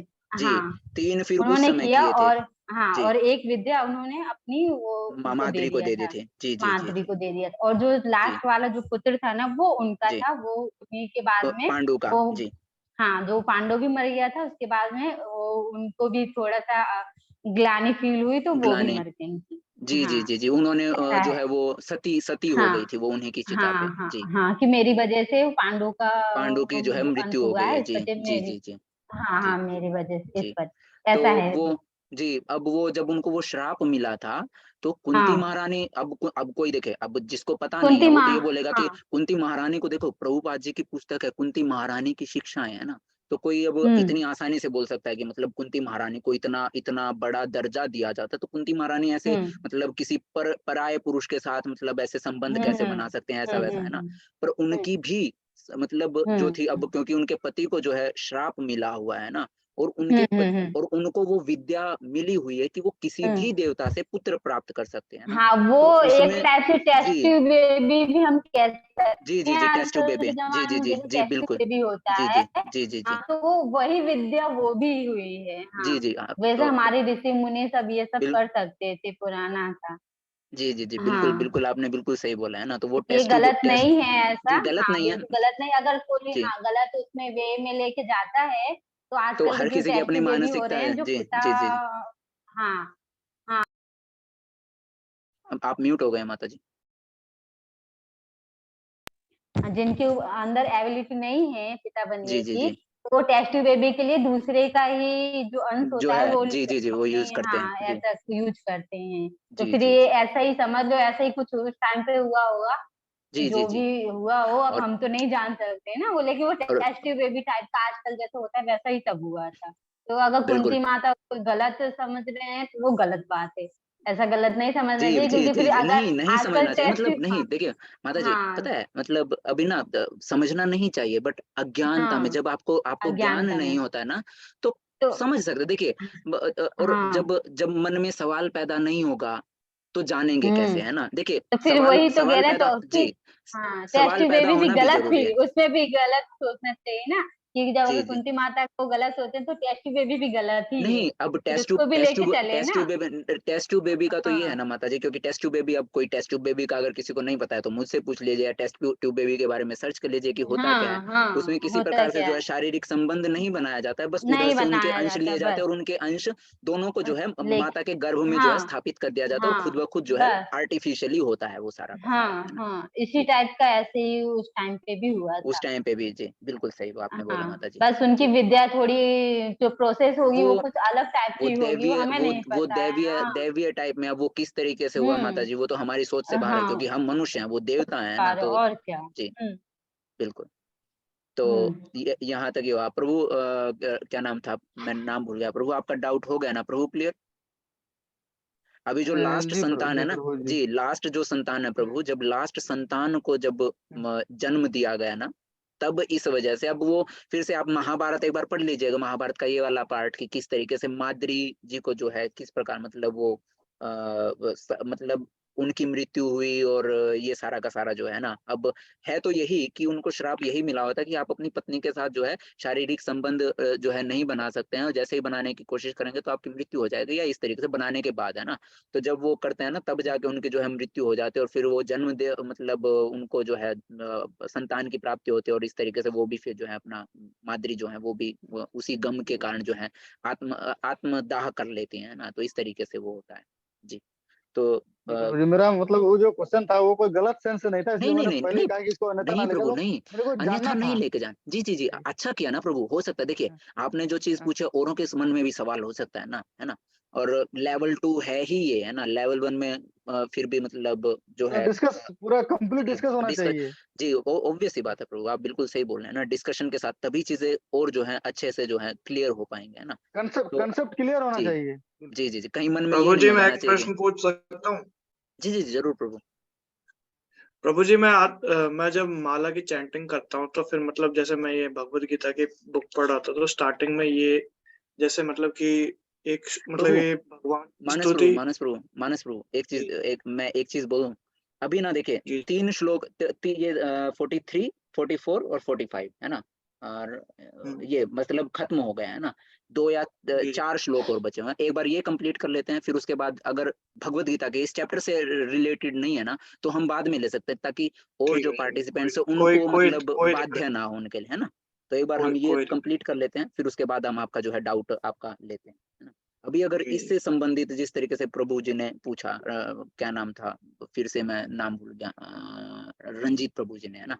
तो जिस तरीके से रंजीत प्रभु जी का सवाल था, तो अगर इस तरीके से कोई अपने अभी के अध्याय से संबंधित कोई है या इस तरीके से ना, तो आप जो है पूछ सकते हैं ना, नहीं तो जो है हम आगे बढ़ते हैं। चलिए। उत्सन्न कुल धर्माणाम मनुष्याणाम जनार्दन, नरके नियतम वासो भवतीत्योनुशुश्रुमा। हे प्रजापालक कृष्ण, मैंने गुरु परंपरा से सुना है कि जो लोग कुल धर्म का विनाश करते हैं वे सदैव नरक में वास करते हैं। तो अभी देखिए हमने क्या क्या देख लिया, दया है ना, कि मुझे दया आ रही है। दूसरा उन्होंने क्या बताया, मुझे पाप लग जाएगा। तीसरा वो बोलते हैं कि कुल परंपरा नष्ट हो जाएगी, है ना, ये जो है कुल परंपरा नष्ट होने वाली जो है बात यहाँ पर आ गई है। तो यहाँ पर अर्जुन बोले हैं कि हे प्रजापालक कृष्ण, मैंने गुरु परंपरा से ये सुना है कि जो लोग कुल धर्म का विनाश करते हैं वे सदैव नरक में वास करते हैं। अगर मैं इनको मारूंगा, मैं अपनी कुल परंपरा का नाश करूंगा, तो मुझे नरक में जाना पड़ेगा, है ना। तो इस तरीके से जो है वो बोल रहे हैं, तात्पर्य प्रभुपाद जी के द्वारा। अर्जुन अपने तर्कों को अपने निजी अनुभव पर न आधारित करके आचार्यों से जो सुन रखा है उस पर आधारित करता है, खुद का नहीं बोल रहा है कि मेरा ऐसा मानना है। बोल रहे हैं कि नहीं, मैंने जैसा गुरु परंपरा से सुना, अपने आचार्यों से जैसे सुना है उसके अनुसार मैं बता रहा हूँ। वास्तविक ज्ञान प्राप्त करने की यही विधि है। अगर हमको सच में कुछ वास्तविक ज्ञान हमको सीखना है, तो ऐसा नहीं कि हम जो है मतलब खुद से किताबें उठाएं या इस तरीके से कोशिश करें, या है ना। वास्तविक ज्ञान अगर आपको सीखना है तो गुरु की शरण आपको ग्रहण करनी ही होगी। जिस व्यक्ति ने पहले से ज्ञान प्राप्त कर रखा है, उस व्यक्ति की सहायता के बिना कोई भी वास्तविक ज्ञान तक नहीं पहुंच सकता। वर्णाश्रम धर्म की एक पद्धति के अनुसार मृत्यु के पूर्व मनुष्य को पाप कर्मों के लिए प्रायश्चित करना होता है ना। वर्णाश्रम जो धर्म है ना, उसकी एक पद्धति के अनुसार मृत्यु से पहले मनुष्य को जितने भी पाप कर्म उसके होते हैं उस जीवन में अगर किए हों, समस्त पाप कर्मों के लिए प्रायश्चित करना होता है। जो पापात्मा है उसे इस विधि का अवश्य उपयोग करना चाहिए। ऐसा किए बिना मनुष्य निश्चित रूप से नरक भेजा जाएगा, जहां उसे अपने पाप कर्मों के लिए कष्टमय जीवन बिताना होगा। देखो प्रभुपाद जी, ऐसी चीजें हमको कहीं नहीं पता चलती हैं। हमको तो ये भी नहीं पता है कि ये चीजें कौन सी बुक में पता चलेंगी, है ना। अब प्रभुपाद जी ने वो सारा का सारा, इसी को तो गुरु परंपरा बोलते हैं, कि प्रभुपाद जी मतलब ने उन्होंने अपने पूरे जीवन का जो एक सार है, जितनी मेहनत करके सब चीजें हमारे जीवन में इस्तेमाल करने के लिए हर कुछ अपनी की पुस्तकों के अंदर डाल दें, है ना। ये चीजें हमको तो पता नहीं है कि कहाँ से मतलब ये चीजें पता चले। क्या आप में से किसी को पता था कि ऐसा भी होता है कि मृत्यु से पहले जब आपको लगे कि अब आपका शरीर उस लायक नहीं है ना, और कि कभी भी जो है हम जो है निपट सकते हैं, है ना, तो उससे पहले आपको जो है अपने पाप कर्मों का प्रायश्चित करना चाहिए, ताकि आपको बाद में जाकर वो ना भोगना पड़े, है ना। तो प्रभुपाद जी बोल रहे हैं कि इस तरीके से जो है इस विधि का अवश्य उपयोग करना चाहिए। और एक सेकेंड, हाँ, जो पाप आत्मा है, जिसने पाप किए हैं, हर किसी को पता होता है कि कौन कैसा है ना, हर किसी को अपने अंदर का अपने बारे में पता होता है। तो जो पाप आत्मा है उसको ऐसा जो उपयोग जो है अवश्य करना चाहिए, है ना। अगर ऐसा नहीं करेगा तो नरक में जाएगा, और नरक में जाके पाप कर्मों के लिए कष्टमय जीवन जो है वो बिताना पड़ेगा उसको। अहो बत महत् पापम कर्तुम व्यवसिता वयम यद्राज्य सुख लोभेन अंतुम स्वजनमुद्यताः। ओह, कितने आश्चर्य की बात है कि हम सब जघन्य पाप करने के लिए उद्यत हो रहे हैं, है ना। अर्जुन बोल रहे हैं कि देखो तो कृष्ण, है ना, कितने आश्चर्य की बात है, कितने आतुर हो रखे हैं हम ये पाप कर्म करने के लिए, चाहे दूसरी टीम वाले हों, है ना, दूसरी जो वो है जो सेना है, चाहे हम हो, अपने ही कुल का नाश करने के लिए जो है आतुर हो रहे हैं ना। कुल का सर्वनाश करेंगे तो पाप लगेगा, क्योंकि ऐसा शास्त्रों में बताया है। और शास्त्रों में तो छोड़ो, ऐसा किसने, गुरु शिष्य परंपरा से ऐसा सुना है कि जब कोई किसी कुल की परंपराओं को नाश करता है, किसी कुल परंपरा का नाश कर देता है, उसको पाप लगता है ना। तो अभी अर्जुन बोल रहे हैं कि देखो तो, है ना, कितने आश्चर्य की बात है, देखो सारे के सारे कितने उतावले हो रहे हैं, है ना, इस पाप कर्म को करने के लिए कितने आतुर हो रहे हैं ना। राज्य सुख भोगने की इच्छा से प्रेरित होकर हम अपने संबंधियों को मारने में तुले हैं, है ना। देखो तो सही, है ना, कि बस राज भोगना है ना, ये साम्राज्य मुझे मिल जाए, इस वजह से हम अपने ही सगे संबंधियों को मारने के लिए आतुर हो रहे हैं। प्रभुपाद जी बोलते हैं, स्वार्थ के वशीभूत होकर मनुष्य अपने सगे भाई, बाप या माँ के वध जैसे पाप कर्मों में प्रवृत्त हो सकता है। विश्व के इतिहास में ऐसे अनेक उदाहरण मिलते हैं, किंतु भगवान का साधु भक्त होने के कारण अर्जुन सदाचार के प्रति जागरूक है, अतः वह ऐसे कार्यों से बचने का प्रयत्न करता है ना। मजा नहीं आ रहा है पढ़ के, मुझे तो बहुत आनंद आ रहा है, सच्ची बता रहा हूँ, है ना। तो यहाँ पर प्रभुपाद जी कितने अच्छे से जो है बता रहे हैं कि अगर कोई जो साधारण मनुष्य है वो स्वार्थ के वशीभूत होकर भाई बाप माँ कुछ नहीं देखता, और कलयुग में तो हम देख रहे हैं ना, बेटे ने किया पिता का कत्ल, है ना, किसके वजह से, जमीन अपने मतलब जायदाद के लिए अपने माता पिता को मार दिया, ऐसा कर दिया। ये सामान्य आज के समय जो है देखने को मिल रहा है। तो स्वार्थ के वशीभूत होकर मनुष्य अपने सगे भाई को, बाप को, माँ को वध जैसे जितने भी पाप कर्म हैं उनमें प्रवृत्त हो सकता है। विश्व के इतिहास में ऐसे अनेकों उदाहरण आपको देखने को मिलते हैं। पर भगवान का जो साधु भक्त है ना, वो भक्त होने के कारण, है ना, अर्जुन जो है सदाचार के प्रति जागरूक है और इस कार्य को करने से बच रहा है। यदि मामप्रतीकारम् अशस्त्रं शस्त्रपाणयः धार्तराष्ट्रारणे हन्युस्तन्मे क्षेमतरं भवेत्। यदि शस्त्रधारी धृतराष्ट्र के पुत्र मुझ निहत्थे तथा रणभूमि में प्रतिरोध न करने वाले को मारें तो यह मेरे लिए श्रेष्ठकर होगा। बोले कि मैं तो देखो लड़ाई नहीं करने वाला, अब शस्त्रधारी जो ये धृतराष्ट्र के पुत्र जो मेरे सामने खड़े हैं, मुझ निहत्थे को इस रणभूमि में प्रतिरोध मतलब लड़ाई में जो है मुझे, मैं तो कुछ नहीं करूंगा, है ना, पर अपने उसके लिए अगर मुझे मार भी डालें तो ये मेरे लिए ठीक ही होगा कि मुझे उनको ना मारना पड़े, वो मुझे मारे तो मारे, है ना, मैं जो है मुझे जो है वो सही लगता है। प्रभुपाद जी बोलते हैं, क्षत्रियों के युद्ध नियमों के अनुसार ऐसी प्रथा है कि निहत्थे तथा विमुख शत्रु पर आक्रमण न किया जाए, यानी कि जिसके हाथ में शस्त्र नहीं है और जो पीठ दिखाकर भाग रहा है, यानी कि जो आपसे लड़ाई नहीं करना चाह रहा है, वो डर के जो है चला जा रहा है ना, आपसे लड़ नहीं रहा है। तो विमुख यानी कि जो पीठ, जिसने आपकी तरफ पीठ कर रखी है ना, कभी किसी की ऐसा बोला जाता है ना कि पीठ पर वार नहीं करना है, तुमने मेरी पीठ पर वार किया, ऐसा करके, है ना। तो क्षत्रियों के युद्ध नियमों के अनुसार कभी भी ना तो निहत्थे को, जिसके हाथ में शस्त्र नहीं है, उसके ऊपर वार किया जाता है, और ना ही जिसने आपकी तरफ पीठ कर रखी है, यानी कि आपसे लड़ना ही नहीं चाहता है, वो दूसरी तरफ जा रहा है, तो कभी उस पर वार नहीं किया जाता है। किंतु अर्जुन ने निश्चय किया कि शत्रु भले ही इस विषम अवस्था में उस पर आक्रमण कर दें, किंतु वह युद्ध नहीं करेगा, है ना। अब अर्जुन क्या बोल रहे हैं, है ना, प्रभुपाद जी बोल रहे हैं कि अर्जुन ने निश्चय किया बेशक से शत्रु उसके ऊपर वार करे, पर वो युद्ध नहीं करने वाला, वो आक्रमण नहीं करेगा। उसने इस पर विचार नहीं किया कि दूसरा दल युद्ध के लिए कितना उद्यत है। उसने सोचा भी नहीं कि दूसरा जो सेना है, दूसरा जो युद्ध जो दूसरा दल है वो कितना उछल रहा है, कितना तैयार बैठा है ना लड़ाई करने के लिए, कितना मतलब वो बस सब्र ही नहीं रखा जा रहा है ना। इस सब लक्षणों के का कारण उसकी दयाद्रता है। जो ये देख रहे हैं कि जो दूसरे कितने उतावले हो रखे हैं उसको मारने के लिए, वो नहीं दिखाई दे रहा है। वो किसकी वजह से? उसके अंदर जो दया है ना, उनके अंदर जो दया भाव है, उसके कारण जो है ऐसा देखने को मिल रहा है। जो भगवान के महान भक्त होने के कारण उत्पन्न हुई है, जो ये दयाद्रता है ना, ये किसके कारण उत्पन्न हुई है? भगवान के महान भक्त होने के कारण ही उत्पन्न हुई है। संजय उवाच एवं मुक्त्वार्जुन संख्ये रथोपस्थ उपाविशत् विसृज्य सशरम चापम शोक संविघ्न मानसः। संजय ने कहा, युद्ध में इस प्रकार कहकर युद्ध भूमि में इस प्रकार कहकर अर्जुन ने अपना धनुष तथा बाण एक ओर रख दिया और शोक संतप्त चित्त से रथ के आसन पर बैठ गया ना। प्रभुपाद जी तात्पर्य में बताते हैं कि अपने शत्रु की स्थिति का अवलोकन करते समय अर्जुन रथ पर खड़ा हो गया था, है ना। जब वो देखना चाह रहा था कि कौन, मैं देखूं तो सही कि कौन इस निरे मूर्ख दुर्योधन को खुश करने के लिए हमारे साथ जो है धर्म के खिलाफ युद्ध करने के लिए जो है आए हुए हैं ना। केवल और केवल किसकी प्रसन्नता के लिए? इस दुर्बुद्धि दुर्योधन की प्रसन्नता के लिए, है ना। तो तब तो वो खड़े हुए थे, किंतु वह शोक से इतना संतप्त हो उठा कि अपना धनुष बाण एक ओर रखकर रथ के आसन पर पुनः बैठ गया। ऐसा दयालु तथा कोमल हृदय व्यक्ति जो भगवान की सेवा में रत हो आत्मज्ञान प्राप्त करने योग्य है। ऐसा कोमल हृदय वाला, ऐसे कोमल वो सॉफ्ट हार्टेड है ना, ऐसा सॉफ्ट हार्टेड आदमी जो है वो भगवान की सेवा में रत हो और वो जो है आत्मज्ञान प्राप्त करने योग्य है, यानी कि भगवान की प्राप्ति करने योग्य है। इस प्रकार भगवत गीता के प्रथम अध्याय, जिसका नाम है कुरुक्षेत्र के प्रथम युद्ध स्थल में सैन्य निरीक्षण का भक्ति वेदांत तात्पर्य पूर्ण हुआ। तो यहाँ पर हमारा पहला अध्याय समाप्त होता है।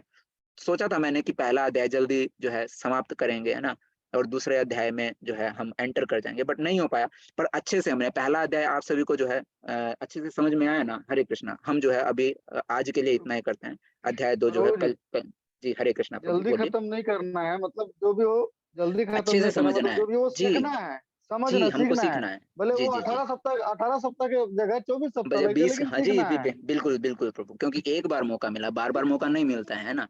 तो अब भी बिल्कुल अगर बिल्कुल। कभी, बस वही मैं सोच के जो है कि अच्छे से, है ना। अभी क्या होता है ना, एक सेकंड मुझे दीजिए।